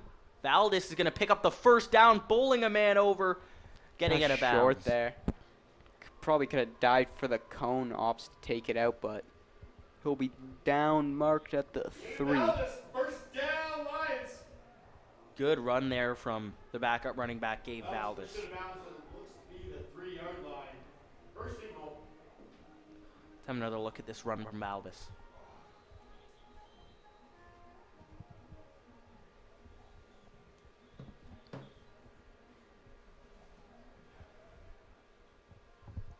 Let's see if they go back to him here on first.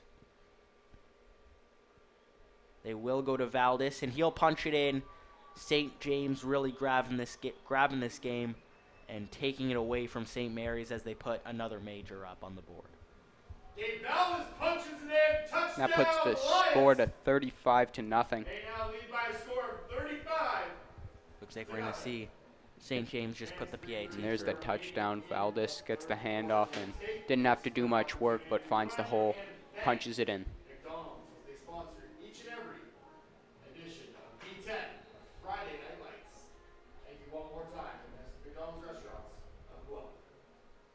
Now we'll see Chazor try to put this one through. Bobbled snap by Thomas, but he will set her up for Chazor, who puts it through. Held by Thomas, kicked by Chazor. Give the Lions 36 on the board.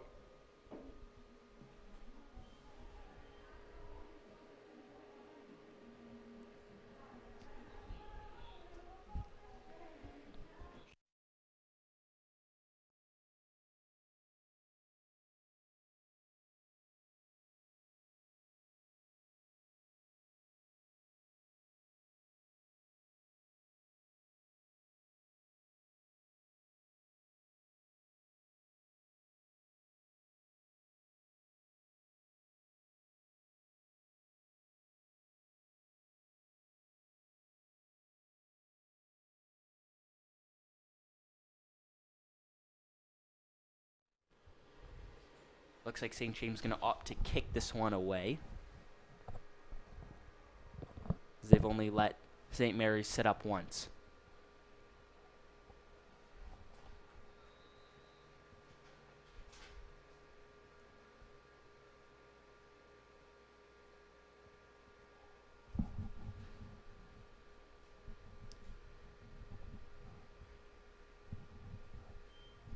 That'll be Glover on the return.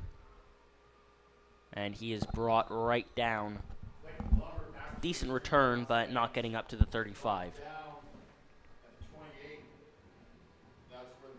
Lots of fog coming over Alumni Stadium now. Not sure if you guys could tell, but really foggy. Not sure, just gust of it that just come in as we have an injured player for St. Mary's.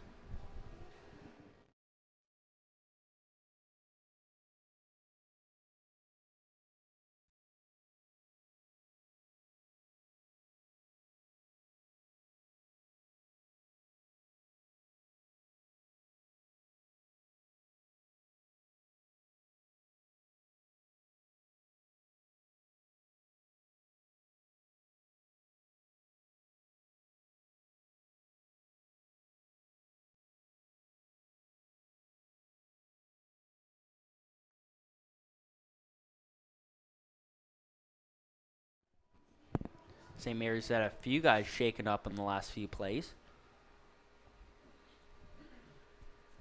As we have 3 minutes remaining here in the third quarter.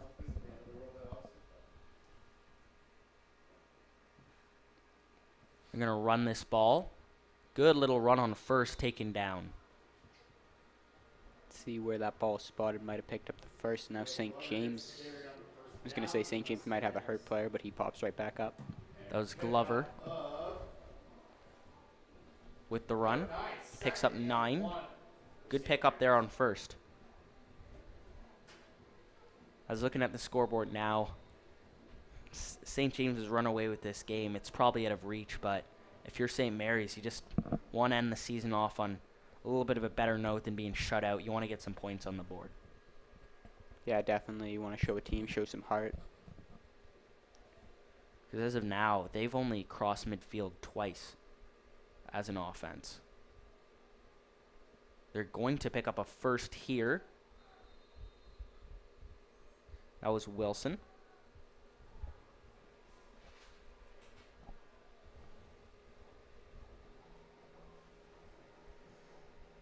First down, Mustangs move the chains. And a reminder, the Griffin volleyball teams are both in action this Saturday and Sunday. Everything gets underway tomorrow at 1 p.m. followed by the men's game at 3.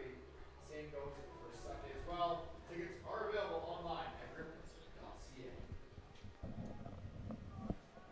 So now it looks like a bunch package look for St. Mary's as they'll hand this ball off, but good stop there.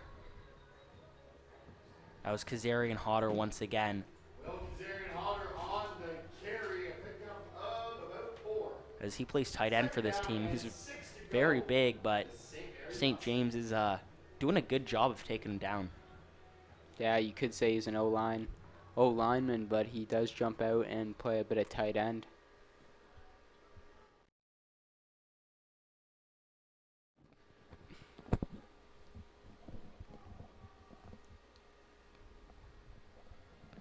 Here's McKenzie. They're going to look to run this ball. I don't know if he got the first. Looks like he's just a yard short, maybe a few inches short. But we'll bring up third, and you got to imagine they'll go for it. That was Glover on the carry. It'll be 3rd and 1.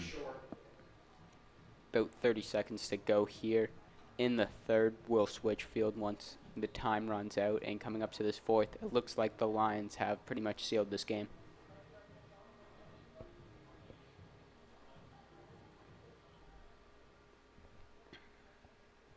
Third and 1 now. Looks like a bit of movement on the line, no flag. They're going to pitch this out.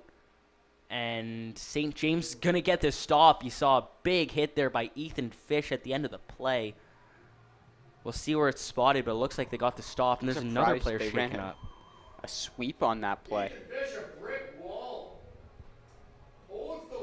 And the chains might need to come out here. And they're saying turnover. Turnover on down. St. James will take over. That was that was a big hit at the end of the play that Fish laid out. He put all of his weight into that. Let's see a replay. Or actually, this looks to be a different replay here. I believe this is the interception before the half. Interception earlier. That was can't really blame Ethan Fish for that hit. He had to make the stop there. Comes up big to get that stop, making that hit. So quarter is over. We will switch sides.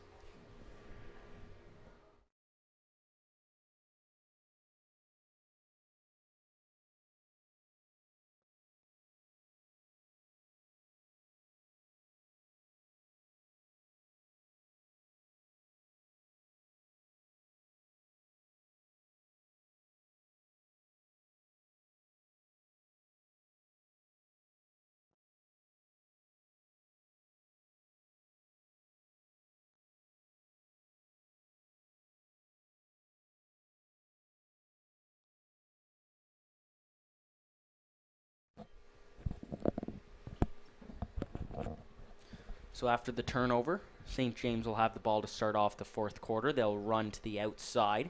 Flag is down. Dropped at the 50-yard line. Pickup of 2. We'll see what the flag is.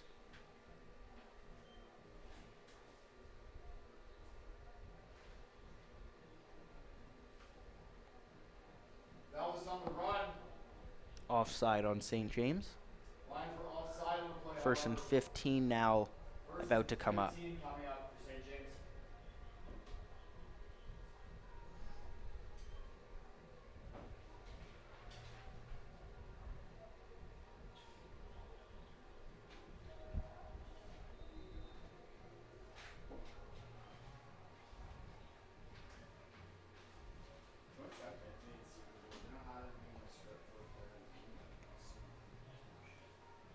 First and 15. Now we're going to see Barry under center.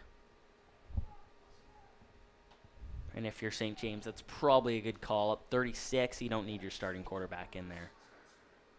Barry's going to take this one as he will fall to the 49-yard line. Good run by Barry. It looked like he was looking to pass there, just found a lane. Ethan Berry on the carry. Decent pickup on first. Yeah, definitely looking for that pass, but the pressure was coming, so he decided to take off with it. About a 4 to 5 yard gain.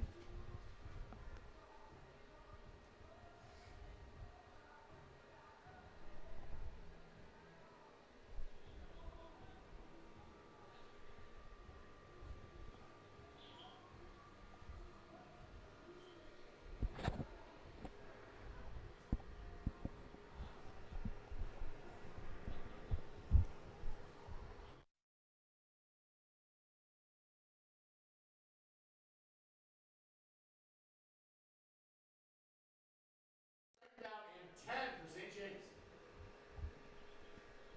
First down and 10 for St. James. So it'll be first and 10, it looks like now, after a little bit of a discussion with the officials. Barry's going to throw this ball. He's got Matrina wide open, complete. Matrina's having a great game. Ethan Matrina catches that ball and refuses Let's have to another let look at go. the replay because Matrina was found wide open. Let's see if there's a little bit of a blown coverage. He is eventually stopped at the 24-yard line. We First see down, St. James run those streaks so many times where all 4 receivers just run a go, and it works pretty effectively, especially in zone coverage. Yeah, Matrina just found a little bubble in the coverage where he turned out to be wide open, and they got the completion. Now they're down to the 24-yard line as Barry sets up. We're going to hand this off to Gabe Valdez.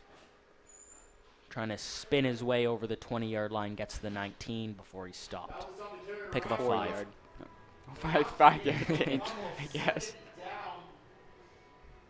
A gain of more than a couple. Second down and 5. Oh, really? Okay. So you have the McDonald's gift No, but I'll go get.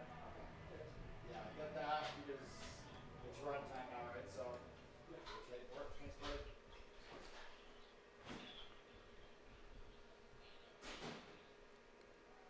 Valdez with a little bit of a hesitation in the backfield, but will get, looks like 4 yards maybe. It looks like he's definitely short of the first. It looks about a yard short of the first. inches maybe. Give him close to 4. Fans, a And now reminder, 8 the minutes left giant on the menu clock McDonald's here. restaurants of Guelph. They bring you every single edition of D10 Friday Night Lights.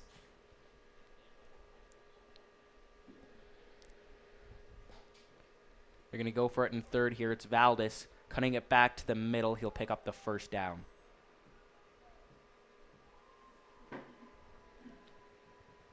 Gabe Valdez gets the call on third and short. He picks up enough to move the chains.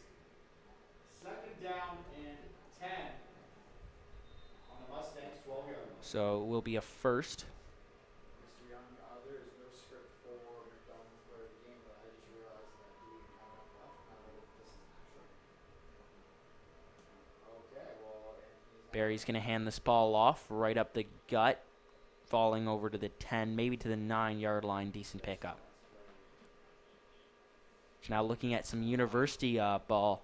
Guelph is going down to London to play Western for the Yates Cup. And we'll see if they advance to the Vanier Cup, but Western's always a tough opponent. I believe Western's #1 ranked right now, so they're the favorite in that game. Guelph's going to have a tough test, but if they can knock Western off, they're going to have a lot of confidence going into that next championship game. Yeah, because they beat Waterloo here at home, played Carleton, I believe, beat them. So that earned their ticket down south to London, and we'll see the result of that game. Very interesting to see because Western's a good team.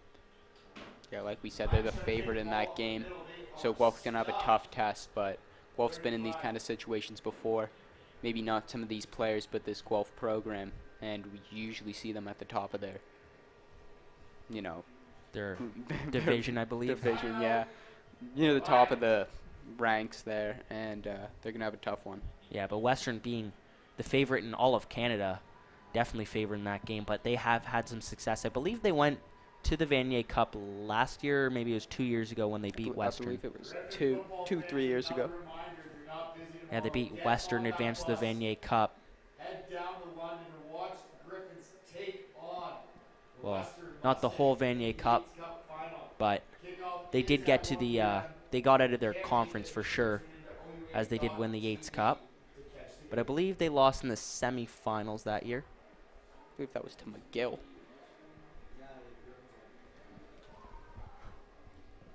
Looks like they're setting up for a field goal here. Don't be shocked if they fake it, but I highly doubt that. It's Seeing the score is 36-0. 36-0. Want to see a little bit of respect from St. James. If I can remember, they did pull off a fake punt in that second half of the D10 finals when they were up by a ton. So you never know. This looks like a chip shot for Shazor, and he proves it is as he puts it through 39 zip. But most importantly, off this possession, they took 6 minutes off the clock. Yeah, now 6 minutes are remaining in this game, and it's been a tough one for the Mustangs.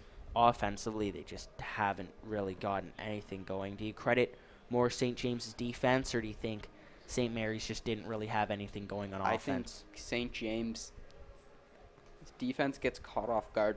In the first possession, sometimes they give up some big plays, but their defense came out. They started laying some big hits, and some of those receivers were hesitant to catch that ball, and that's what happens when you start laying some big hits. The receivers get a bit hesitant. They think a man's coming, and they don't want to take those big hits. Yeah, that's a good comment because there is so many drops on the St. Mary's side, and there's got to be some correlation between that and some of the players on the St. James defense just laying people out.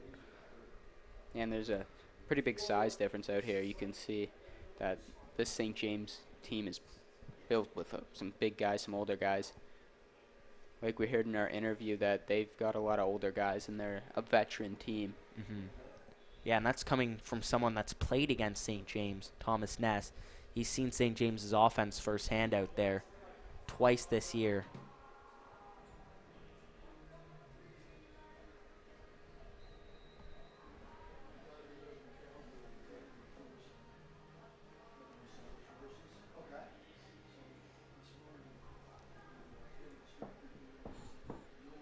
So now it's 2nd and short.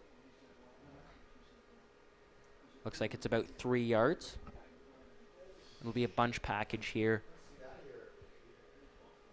for the Mustangs. They're going to look to hand this ball off. Stopped short. Good stop there by the defense of St. James.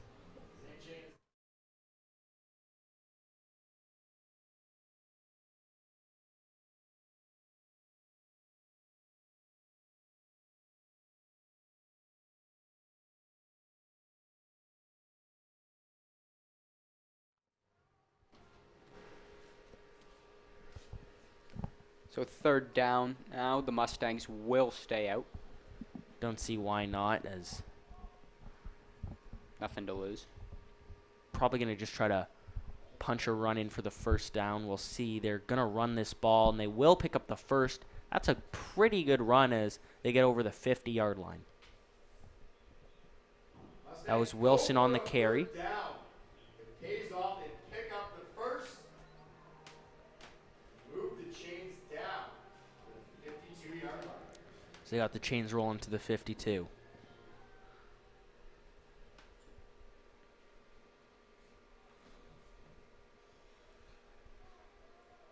Let's see if they could put a score up here for Pride.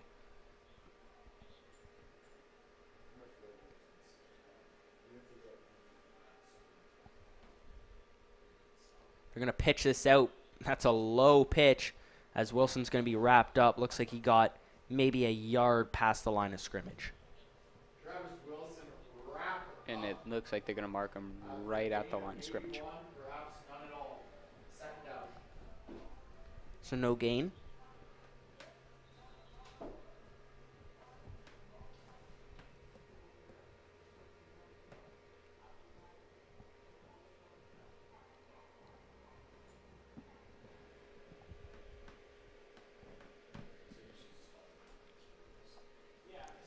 Second and 10.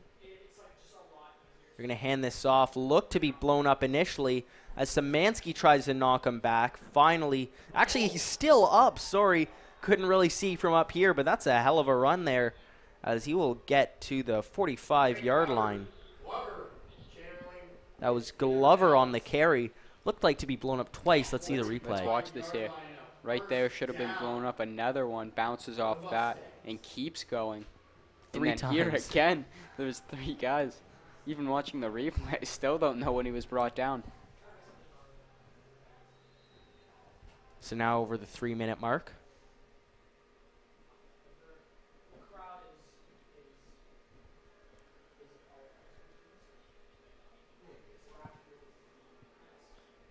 Running this ball now is Wilson. Travis Wilson is going to be wrapped up as he gets close to the 35 in the 1st down marker.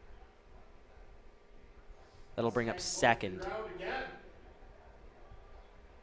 from the 38-yard line, looks like.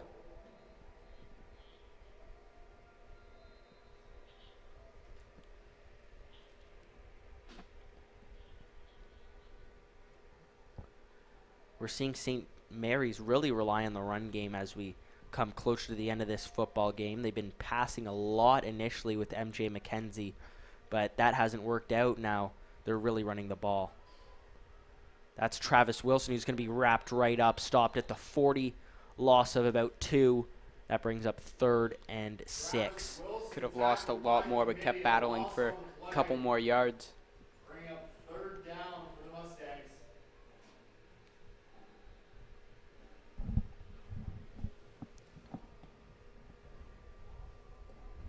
And closing in on the final minute of this game. And it was a tough one for the Mustangs. For sure. I mean, offensively, they couldn't get anything going, and early on, they couldn't stop anything that St. James was doing. They did finally find a little bit of a fix as we had a lapse in scoring from St. James, but they came out in the 2nd half and started hammering back on offense once again. And St. James's offense usually starts off very good. They always take a lead, it seems. Yeah, like. they always have a lead, it seems. And usually it's by 2 scores. The only real game was that BM game. The D10 semifinals when BM had them scoreless through the first quarter, but after that, St. James just started to go. Yeah, that's the only time that their offense has been really shut down for a longer period of time. They did have a close game against Centennial, but that was more of a shootout as Danny Brown was going back and forth. And they started off that game up 14. Here's MJ McKenzie. Throw is tipped and picked. And St. James gets another interception as they'll get out of bounds. And wow. Martin James with the pick. First down Lions with under a minute to go. St. James's defense really showing why they're probably one of the best, if not the best in D10 against this team from Owen Sound.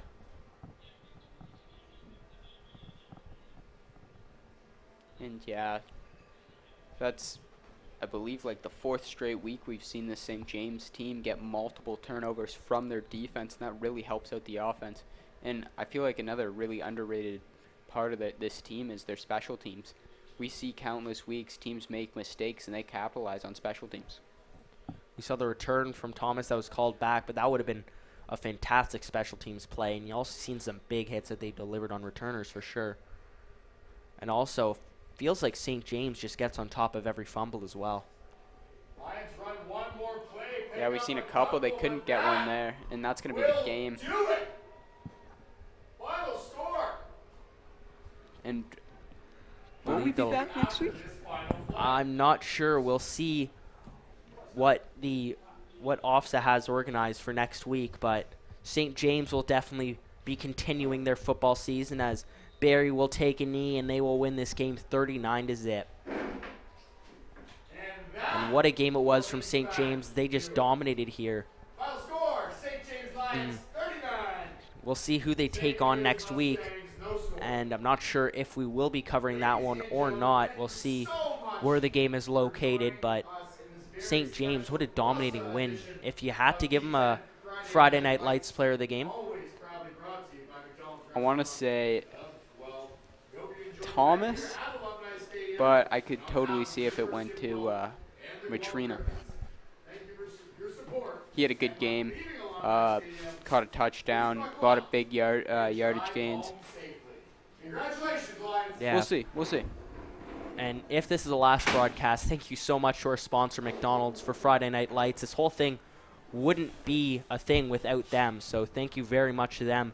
As you see St. James shaking hands now, what a dominating performance from them. And they will now move on to Kawasa after winning this qualifying game. And St. James representing Guelph. Usually D10 doesn't really get out of the qualifying game, but they really showed that this team is capable of making a run, as their offense was really dominating this game, and they made the Mustangs lay a goose egg on offense. So what a great game from them. And that will wrap up our broadcast of Friday Night Lights, sponsored by McDonald's. St. James, what a performance. They win 39-0. Thank you for tuning in.